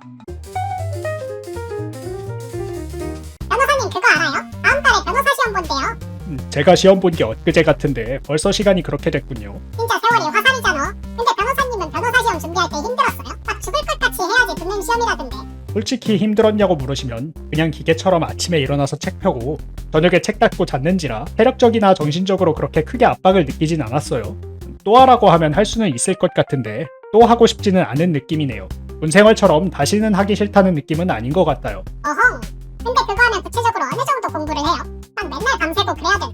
글쎄요, 그렇게 막 건강을 깎아가면서 하는 분들도 있다고는 하는데 저는 그렇게는 안 했고요. 저 같은 경우엔 로스쿨 재학 중에는 아침 일과 전 운동, 주 6일 공부, 점심시간 2시간, 하루 한 끼 식사를 철저히 지키려고 하면서 아침 9시부터 저녁 11시까지는 일단 학교에 있었네요. 주말 하루는 전 여친과 격주로 요리를 해먹거나 데이트를 하거나 하면서 보냈죠. 전 여친 얘기. 이거 아내분께 들켜도 돼요? 그 전 여친이 바로 아내입니다. 아니 아내분이랑 로스쿨 시절부터 사귀었어요? 못난 남친이 변호사 될 때까지 뚝심 있게 기다려줬어요. 저만큼 복받은 사람이 몇이나 있을까요? 그리고 시험 한 달 전, 그러니까 이맘때쯤부터는 철저하게 시험 루틴에 맞춰서 생활 패턴을 바꿨는데 모의고사나 기출문제를 실전처럼 준비해놓고 매주를 시험 보는 것처럼 일정을 구성해서 지냈습니다. 시험 기간에 쓸 카페인에 몸이 적응하지 않게 하려고 카페인도 완전히 끊었고요. 일과 끝나고 저녁을 간단하게 먹는 대신 점심에는 150칼로리짜리 소시지 2개만 먹어서 절대로 식곤증이 못 오게 배고픈 상태를 유지했죠. 그때 소시지를 100개들이 박스로 사서 기숙사에 뒀는데 지금도 가끔 생각이 나네요. 와우 점심을 소시지 2개 먹었다고요? 진짜 독하게 하셨네. 사람 빠졌었어요? 빠졌죠. 다만 운동도 안 해서 조금 볼품없이 빠지긴 했습니다. 그리고 시험 끝나고 금방 돌아왔고요. 하긴 그렇게 되면 금방 돌아오긴 해. 그래도 그렇게 한 보람이 있는지 시험을 괜찮게 보고 가채점 결과도 나쁘지 않게 나와서 시험 보고 나서는 홀가분한 기분으로 놀러 다녔던 생각이 납니다. 박 변호사 유튜브를 기획하기 시작한 것도 이 무렵이에요. 어우 시험 보자마자 준비하셨구나. 그래서 어때요? 변호사 되니까 좋아요? 뭐 처음 생각했던 커리어와는 조금 다르긴 하지만 전체적으로 만족하면서 지내고 있습니다. 엔지니어 할 때보다는 훨씬 재밌는 것 같아요. 또 이런 거 하면 수험생들한테 한마디 안 할 수가 없잖아요. 올해 수험생들한테 한마디 하시죠. 너무 상투적이긴 하지만 간단한 조언을 드리자면 지금 시기는 새 지식을 넣기엔 조금 늦은 시기니까 지난 3년간 로스쿨에서 열심히 해온 자신을 믿고 몸과 정신을 시험에 최적화시키는 데 집중하시면 좋은 결과가 있을 거라고 생각합니다. 변호사님 그 지하철 의자는 겨울 되면 따뜻하게 데워주잖아요. 아, 저는 그거 별로 안 좋아합니다. 물론 추위를 많이 타시는 분들 중에는 그런 시설들이 도움이 많이 되시는 분들도 있겠지만 저는 추위를 별로 안 타고 더위를 많이 타기 때문에 그런 게 상당히 불편해요. 맞아 그런 거 앉아있으면 엉덩이 너무 뜨거워서 가끔 화상 입을까 조금 걱정되던데 근데 그거 분무기 가져가서 엉덩이에 살짝 물 뿌리고 앉으면 저절로 다림질 되지 않을까요? 에이득인데? 아니 또 뭐라는 거야. 근데 만약에 지하철 의자 너무 뜨거워서 화상 입으면 그런 거는 국가배상 청구 할 수 있어요? 아니 나는 앉았을 뿐인데 국가가 잘못해서 화상 입은 거잖아. 일단 지하철 시설의 경우 운영 주체가 서울교통공사 등 공기업인데 그러한 공기업의 경우에는 국가배상법의 대상이 되는 국가나 지자체가 아니어서 국가배상 청구보다는 일반 민법상의 공작물 책임을 따져야겠죠. 엥? 공기업한테는 국가배상 청구 못해요? 공기업은 일단은 국가나 지자체와는 독립된 법인이니까요. 그리고 국가배상 청구가 적용되지 않으면 오히려 공무원의 경과실면책이나 이중배상 금지 등 피해자에게 불리한 조항들이 적용되지 않는 면도 있어서 손해배상을 구하는 입장에서는 오히려 좋은 부분들도 있죠. 아 그래요? 국가배상보다 일반 손해배상이 나은 면도 있구나. 그럼 그럼 일반 손해배상은 받을 수 있는 거예요? 만약에 정말로 화상을 입을 정도로 의자가 뜨거웠으면 손해배상을 청구할 수 있는 방법도 있죠. 판례는 공작물이 통상 갖춰야 할 안정성을 갖추지 못하면 공작물의 점유자 또는 소유자가 손해를 배상할 책임이 있다고 보거든요. 만약 사람들이 그냥 평범하게 의자에 앉기만 했는데도 화상이 발생할 온도로 의자 온도가 설정돼 있었다면 충분히 손해배상 채무가 발생할 가능성이 있죠. 그게 진짜로 된다니. 근데 그러면 뜨거운 걸 맨살로 만졌을 때랑 옷 입고 만졌을 때 뜨거운 정도가 다르잖아요. 만약 맨살로 의자에 앉았다가 화상을 입었으면요? 그러니까 하의를 입지 않고 의자에 앉았을 때를 얘기하시는 거죠. 네. 왜요? 좀 물어볼 수도 있지. 질문 이상한 거 원투데이인가? 판례는 공작물의 통상의 용법에 따르지 않고 이례적인 행동의 결과 사고가 발생했다면 소유자나 점유자에게 그런 사고까지 대비해야 할 방호 조치 의무는 없다고 봤으니 만약에 앉기 위해서 손으로 잠깐 짚었는데 화상을 입었다면 그 정도는 통상의 용법에 따른 사용이니 손해배상의 대상이 될 수 있겠지만 그렇지 않고 괜히 의자를 장시간 손으로 짚고 있었다던가 말씀하신 것처럼 하의 없이 의자에 앉았다던가 했다면 아무래도 손해배상을 받기는 쉽지 않겠죠. 하긴 이상한 짓 해서 다친 거 일일이 보상해주면 끝이 없긴 하겠네. 국가나 개인이나 결국 상식적인 범위에서 책임을 지는 거죠. 변호사님은 도가 벌거벗은 임금님 아시죠? 와, 정말 오랜만이네요. 어렸을 땐 안데르센 동화 같은 걸 EBS 등에서 많이 콘텐츠화해서 공통적으로 그런 것들을 보면서 자랐는데 요즘 아이들은 그런 것들을 보고 자라는지 모르겠네요. 볼 수 있는 매체가 워낙 많으니까요. 에이, 그래도 고전은 고전이지 않을까요? 다들 한 번쯤은 읽힐 것 같은데. 그러려나요? 근데 벌거벗은 임금님 보면 임금님도 재단사한테 사기를 당하지만 신하들도 재단사 말에 막 동조해서 진짜로 아름다운 옷이 보인다고 막 거짓말하잖아요. 그거는 무슨 죄가 돼요? 일단 가장 먼저 문제가 되는 것은 재단사의 사기 행위에 대한 방조 여부일 텐데요. 판례는 방조범의 경우 본범의 고의와 방조의 고의, 이 중에 고의를 요하고 있으니까 신하들도 임금과 마찬가지로 재단사에게 속아서 거짓 발언을 한 이상에는 사기의 고의가 있었다고 보기는 힘드니까 사기 방조죄가 성립하기는 힘들겠죠. 그럼 신하들도 그냥 선량한 피해자인 건가? 하지만 동시에 직무유기의 측면에서도 한번 고려해볼 필요가 있죠. 아무래도 왕의 신하라면 직무유기의 대상이 되는 공무원이 될 테니까요. 직무유기. 다만 직무유기죄에서의 직무는 공무원의 추상적인 직무가 아닌 공무원의 지위에 따라 맡은 구체적인 직무에 한정되니까 임금에게 제대로 된 자문을 해줄 의무가 있는 자문력 같은 지위를 가진 공무원이 아닌 일반 신하들은 임금에게 옷이 보인다는 거짓말을 한 것만으론 직무유기죄가 성립하지 않을 가능성이 높죠. 아니, 잠깐 그러면 거짓말한 신하 중에 자문력도 껴있었으면 그 사람은 유죄가 나올 수도 있다는 소리예요? 아무래도 그럴 가능성이 높겠죠. 자문력은 당연히 사실관계를 기초로 전문적인 판단을 거쳐 임금에게 그 결과를 보고할 의무가 있다고 할 것이니까요. 벌거벗은 임금님 동화같이 그런 임무를 전혀 수행하지 않고 거짓말을 했다면 직무유기죄의 성립을 피하기 힘들다고 봐야겠죠. 생각보다 책임이 막중하네.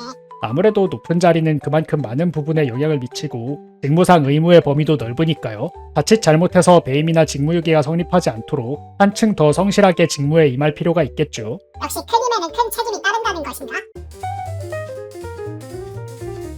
그 부끄러운 비밀 같은 거 퍼져나갈 땐 퍼뜨리는 사람은 다른 사람한테 말할 때 절대 퍼뜨리지 말라고 신신당부하면서 말하잖아요.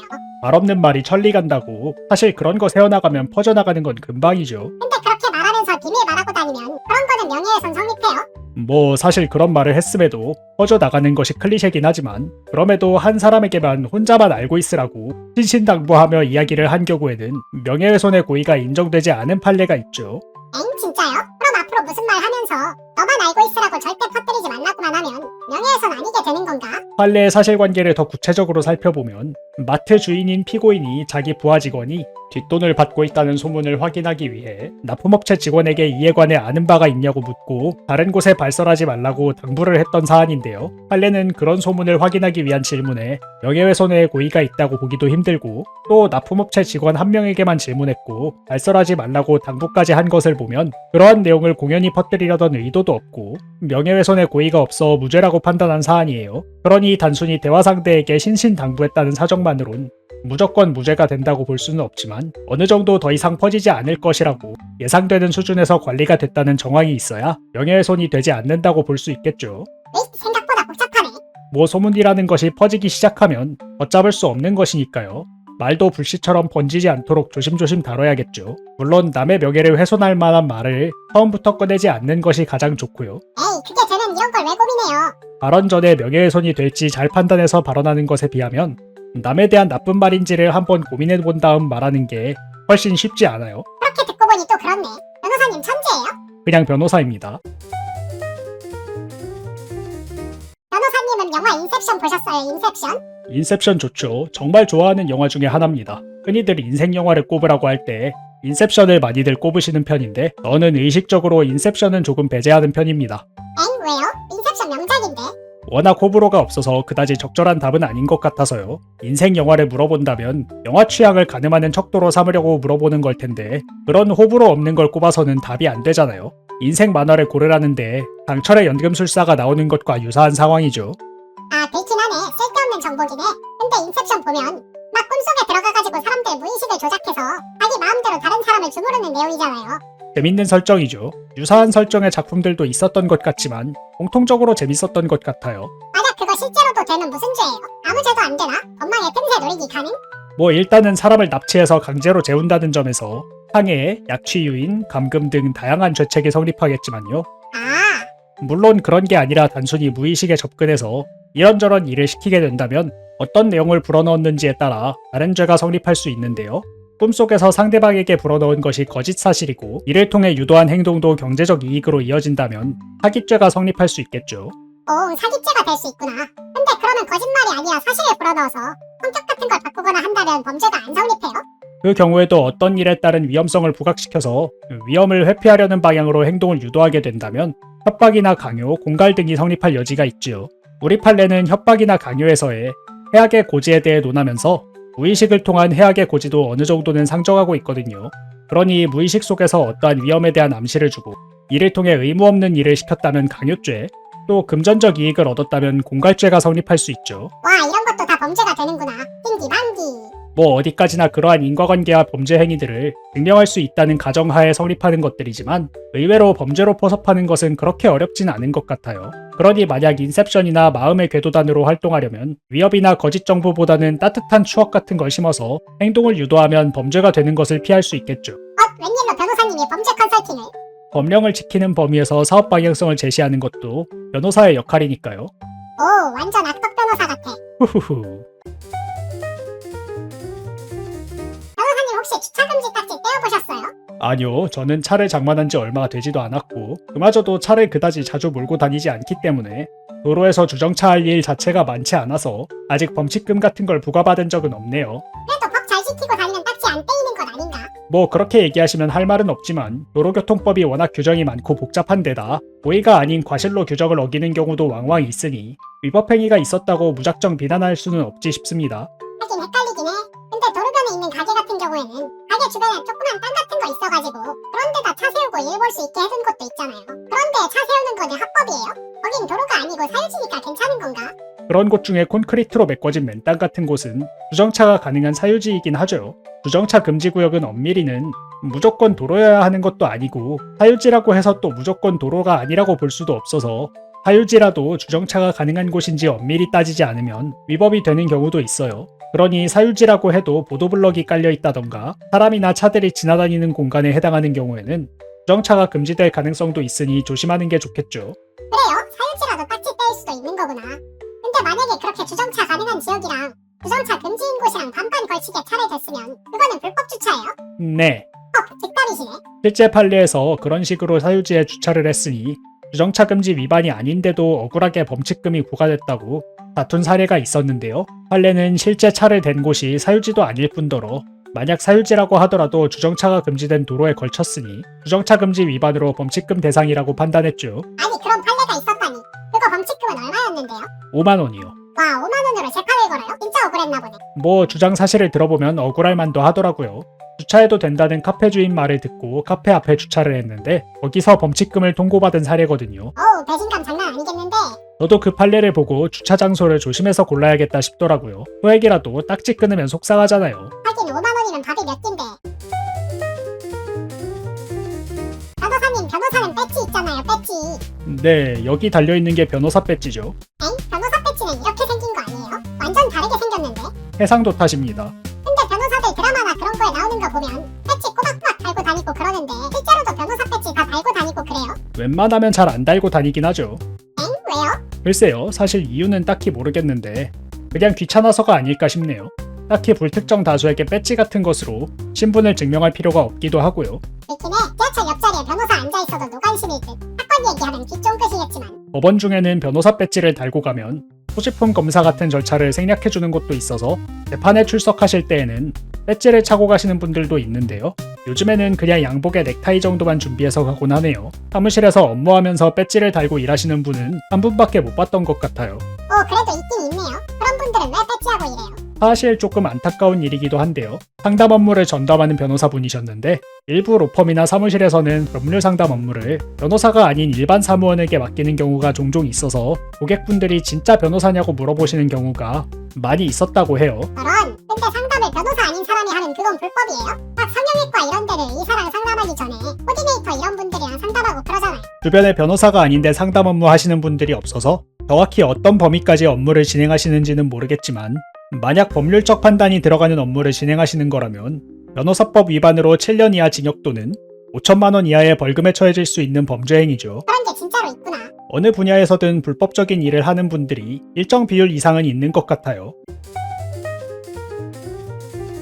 그러고 보니 변호사님, 요즘에 만화나 애니메이션 중에 이세계물이 많이 줄어들었네요. 한동안 강점기라고 할 정도로 이세계물이 범람하던 시기가 있었는데 말이죠. 역시 너무 크게 유행했던 탓이려나요? 하긴 너무 많긴 했어.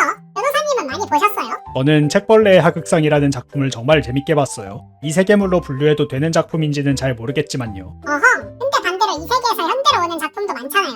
그렇게 이 세계에서 사람이 우리나라에 왔으면 그 사람은 난민이에요? 아니요, 안타깝게도 난민으로 인정받기는 어려울 것 같아요. 우리나라는 난민법을 두어서 난민을 정의하고 있는데 어디까지나 돌아갈 모국이 남아있음을 전제로 해서 여러 이유로 박해를 받을 가능성이 인정돼서 모국으로 돌아가지 못하거나 돌아가고 싶지 않은 사람들을 난민으로 규정하고 있거든요. 그런 관점에서 보면 단순히 이 세계에서 표류해 와서 다시 돌아가기 쉽지 않다는 상황만으로는 난민으로 인정받기는 어려울 것 같네요. 엥? 난민 인정 안 돼요? 그럼 꼼짝없이 쫓겨나야 되나? 아니요, 난민 인정이 안 된다고 곧바로 쫓겨나는 건 아니고요. 난민으로 인정되지 않더라도 상황상 생명, 신체의 자유를 침해당할 수 있는 사람에게는 인도적 체류 허가를 내줄 수도 있도록 되어 있고요. 그렇지 않더라도 그 사람을 강제 퇴거시킬지 여부는 출입국 관리법에 의해서 결정되는 거라 무조건 추방될 거라고 보기도 힘든 상황이긴 하죠. 거기다 이 세계로 갈 길이 없는 이상 마땅히 송환할 곳도 없어서 강제 퇴거 명령이 내려진다고 해도 보호해제를 통해 우리나라에 거주하게 될 가능성이 있고요. 어쩌면 그런 방식으로 보호해제자 신분으로 거주하다 한국 영주권이나 국적을 취득시키는 시나리오가 있을 수도 있겠네요. 하긴 이 세계인이면 UFO 타고 온 외계인 같은 건데 다짜고짜 추방해버리긴 좀 아깝긴 해. 변호사님, 그런 제보가 있었는데요. 네, 제보요? 자기가 편의점에서 알바를 한다는 사람이 판매 중인 콘돔에 몰래 구멍을 뚫어서 인구 증가에 일조하겠다는 글을 썼나봐요. 저런, 물론 장난으로 쓴 글이겠지만 실제로 그런 일이 벌어진다 생각하면 조금 섬뜩하네요. 근데 만약 편의점 직원이 그렇게 구멍 뚫린 콘돔을 팔아서 그것 때문에 임신을 하면 그건 무슨 죄가 되나요? 글쎄요, 단순히 구멍 뚫린 콘돔을 판 것이라면 재물손괴와 사기 외에는 딱히 다른 범죄가 성립한다 보기는 힘들겠네요. 외국에서야 피임에 대한 조건을 어기고 한 성교 행위를 강간 같은 범죄로 규정하는 경우도 있다고 하지만 우리나라는 그런 걸 딱히 범죄로 규정하지 않으니까요. 따로 성범죄가 성립할 가능성은 없는 것 같습니다. 엥? 재물손괴랑 사기요? 한 짓에 비해서 너무 별거 없는 거 아닌가? 임신하면 입원해야 되니까 상해는 안 되나, 상해? 아무래도 그런 걸 상해로 보기는 힘들 것 같아요. 임신이 신체의 완전성을 해한다 보기도 힘들고 판례 중에는 태아를 사망에 이르게 하더라도 임산부에 대한 상해가 되지 않는다고 본 것도 있으니까요. 이럴 수가, 정의는 죽었다. 저런 끔찍한 짓을 하고도 고작 재물손괴라니. 대신 피해의 정도가 큰 만큼 양형면에서 많이 불리할 테고 그리고 민사상 손해배상 채무도 크게 발생하겠죠. 손해배상은 얼마나 나오는데요? 만약 임신에 이어서 임신 중절까지 이루어졌다면 중절 수술 비용과 더불어 위자료도 손해배상액에 포함되겠죠. 판례들을 살펴보면 실수로 임신한 커플 중 남성이 임신 중절에 필요한 절차를 해태한 경우 위자료가 200만 원, 강간 피해자가 임신 중절을 해야 했던 경우에 위자료가 3천만 원 정도로 산정된 사례가 있으니 1,000만 원 단위에서 위자료가 책정될 가능성이 높겠네요. 어허. 근데 그러면 낙태 안 하고 그냥 나와서 길렀으면요? 그건 뭐 양육비 같은 걸 청구할 수 있는 건가? 아니면 기왕 나와서 길렀으니 행복하게 잘 나와서 오순도순 기르세요 하고 끝인 건가? 그런 경우에는 출산에 들어가는 비용은 물론이고 가족 계획을 망침으로 인한 위자료에 더해서 태어난 아이의 양육비 일부도 청구할 수 있어요. 띠용? 병원에서는 가끔 의사가 불임 수술을 깜빡해서 환자가 자기는 불임이 된 줄 알고 성교를 했다가 원치 않는 임신을 해버려서 출산을 하는 사례도 있는데요. 이 경우 의사에게도 양육비를 일부 부담할 책임이 있다고 봤어요. 아니 이게 진짜 판례가 있네. 반면에 가족 계획을 망침으로 인한 위자료 같은 경우에는 아이가 태어나서 얻을 횡복을 고려해서 그렇게 많은 금액을 책정하진 않았고요. 양 부부를 합해서 1,500만 원 정도의 위자료가 책정됐네요. 하긴 이러니저러니 이쁜 애기 하나 생긴 거긴 해. 근데 그러면 얼마 정도 손해가 나는 거죠? 양육비가 5천만 원 정도, 위자료가 1,500만 원에 출산에 들어가는 비용에는 관련 병원비는 물론이고 출산 전후 3달치 월급도 포함된다고 보고 있으니까요. 1억 원 가까운 손해배상액이 책정되지 않을까요? 엥? 너무 짠 거 같은데. 애 하나 낳으려면 인생 계획이 엄청 틀어질 텐데. 뭐 저도 액수만 보면 그렇게 생각하긴 합니다만 아이를 낳은 기쁨을 고려한 위자료라고 하니까요. 납득하지 못할 수준까지는 아닌가 싶기도 합니다. 그런가? 요즘에는 신상 정보를 숨기고 유튜버라든가 인플루언서 활동을 하는 분들이 많잖아요. 뭐 버추얼 아바타 사용하시는 분들도 있고. 저도 얼마 전까지는 그랬죠. 뭐 언젠가는 신원을 밝혀야 될 거라고 생각하긴 했지만요. 엥? 왜요? 일단 변호사니까요. 국가 자격을 걸어놓고 익명을 유지할 순 없다고 생각합니다. 윤리적으로든 실무적으로든요. 또 신원을 숨기고 활동하면 신원의 단서가 될 만한 것들을 통제하면서 활동해야 하는데 그런 게 귀찮기도 했고요. 아하, 근데 그런 사람들은 항상 빨간 약의 위험에 노출되잖아요. 만약 그런 사람들의 신원을 아는 사람이 악의적으로 신원을 유포하고 다녔다면 그건 무슨 죄가 돼요? 명예훼손죄인 건가? 스토킹 처벌법에 그런 행위를 처벌하는 규정이 있죠. 스토킹 처벌법에 따르면 타인의 의사에 반해서 이름이나 얼굴같이 타인을 식별할 수 있는 정보를 정보통신망을 통해 배포하면 스토킹 행위로 보는데요. 물론 스토킹 행위는 곧바로 처벌되는 게 아니라 지속적 또는 반복적으로 그러한 행위를 반복하는 경우 처벌 대상이 되지만 어쨌든 그렇게 타인의 신상을 반복적으로 배포하는 경우에는 스토킹 처벌법에 따라 처벌될 수 있겠죠. 아하, 스토킹 행위구나. 근데 지속적 반복적으로 게시하는 것만 해당하면 딱 한 번 게시해가지고 그게 일파만파 퍼지는 경우에는 처벌을 못하는 거예요? 사실 게시 횟수가 한 번이라고 하더라도 곧바로 삭제된 게 아니고 장시간 게시된 경우에는 지속적인 행위로서 처벌될 수 있는 부분이기도 하죠. 실제로 피해자의 신상 정보가 게시된 글을 수정해가면서 5시간 정도 피해자의 신상 정보를 게시한 피고인이 유죄 판결을 받은 사례도 있고요. 아하, 하긴 계속 올려놨으면 지속적이라고 볼 수도 있겠네. 사람은 누구나 익명으로 의견을 표시할 권리가 있고 또 개인정보를 자기가 원하는 범위까지 공개할 개인정보 자기결정권도 있으니까요. 나도 동일한 권리를 누리는 사회를 만들어 나가려면 타인도 존중해주는 자세가 필요하겠죠.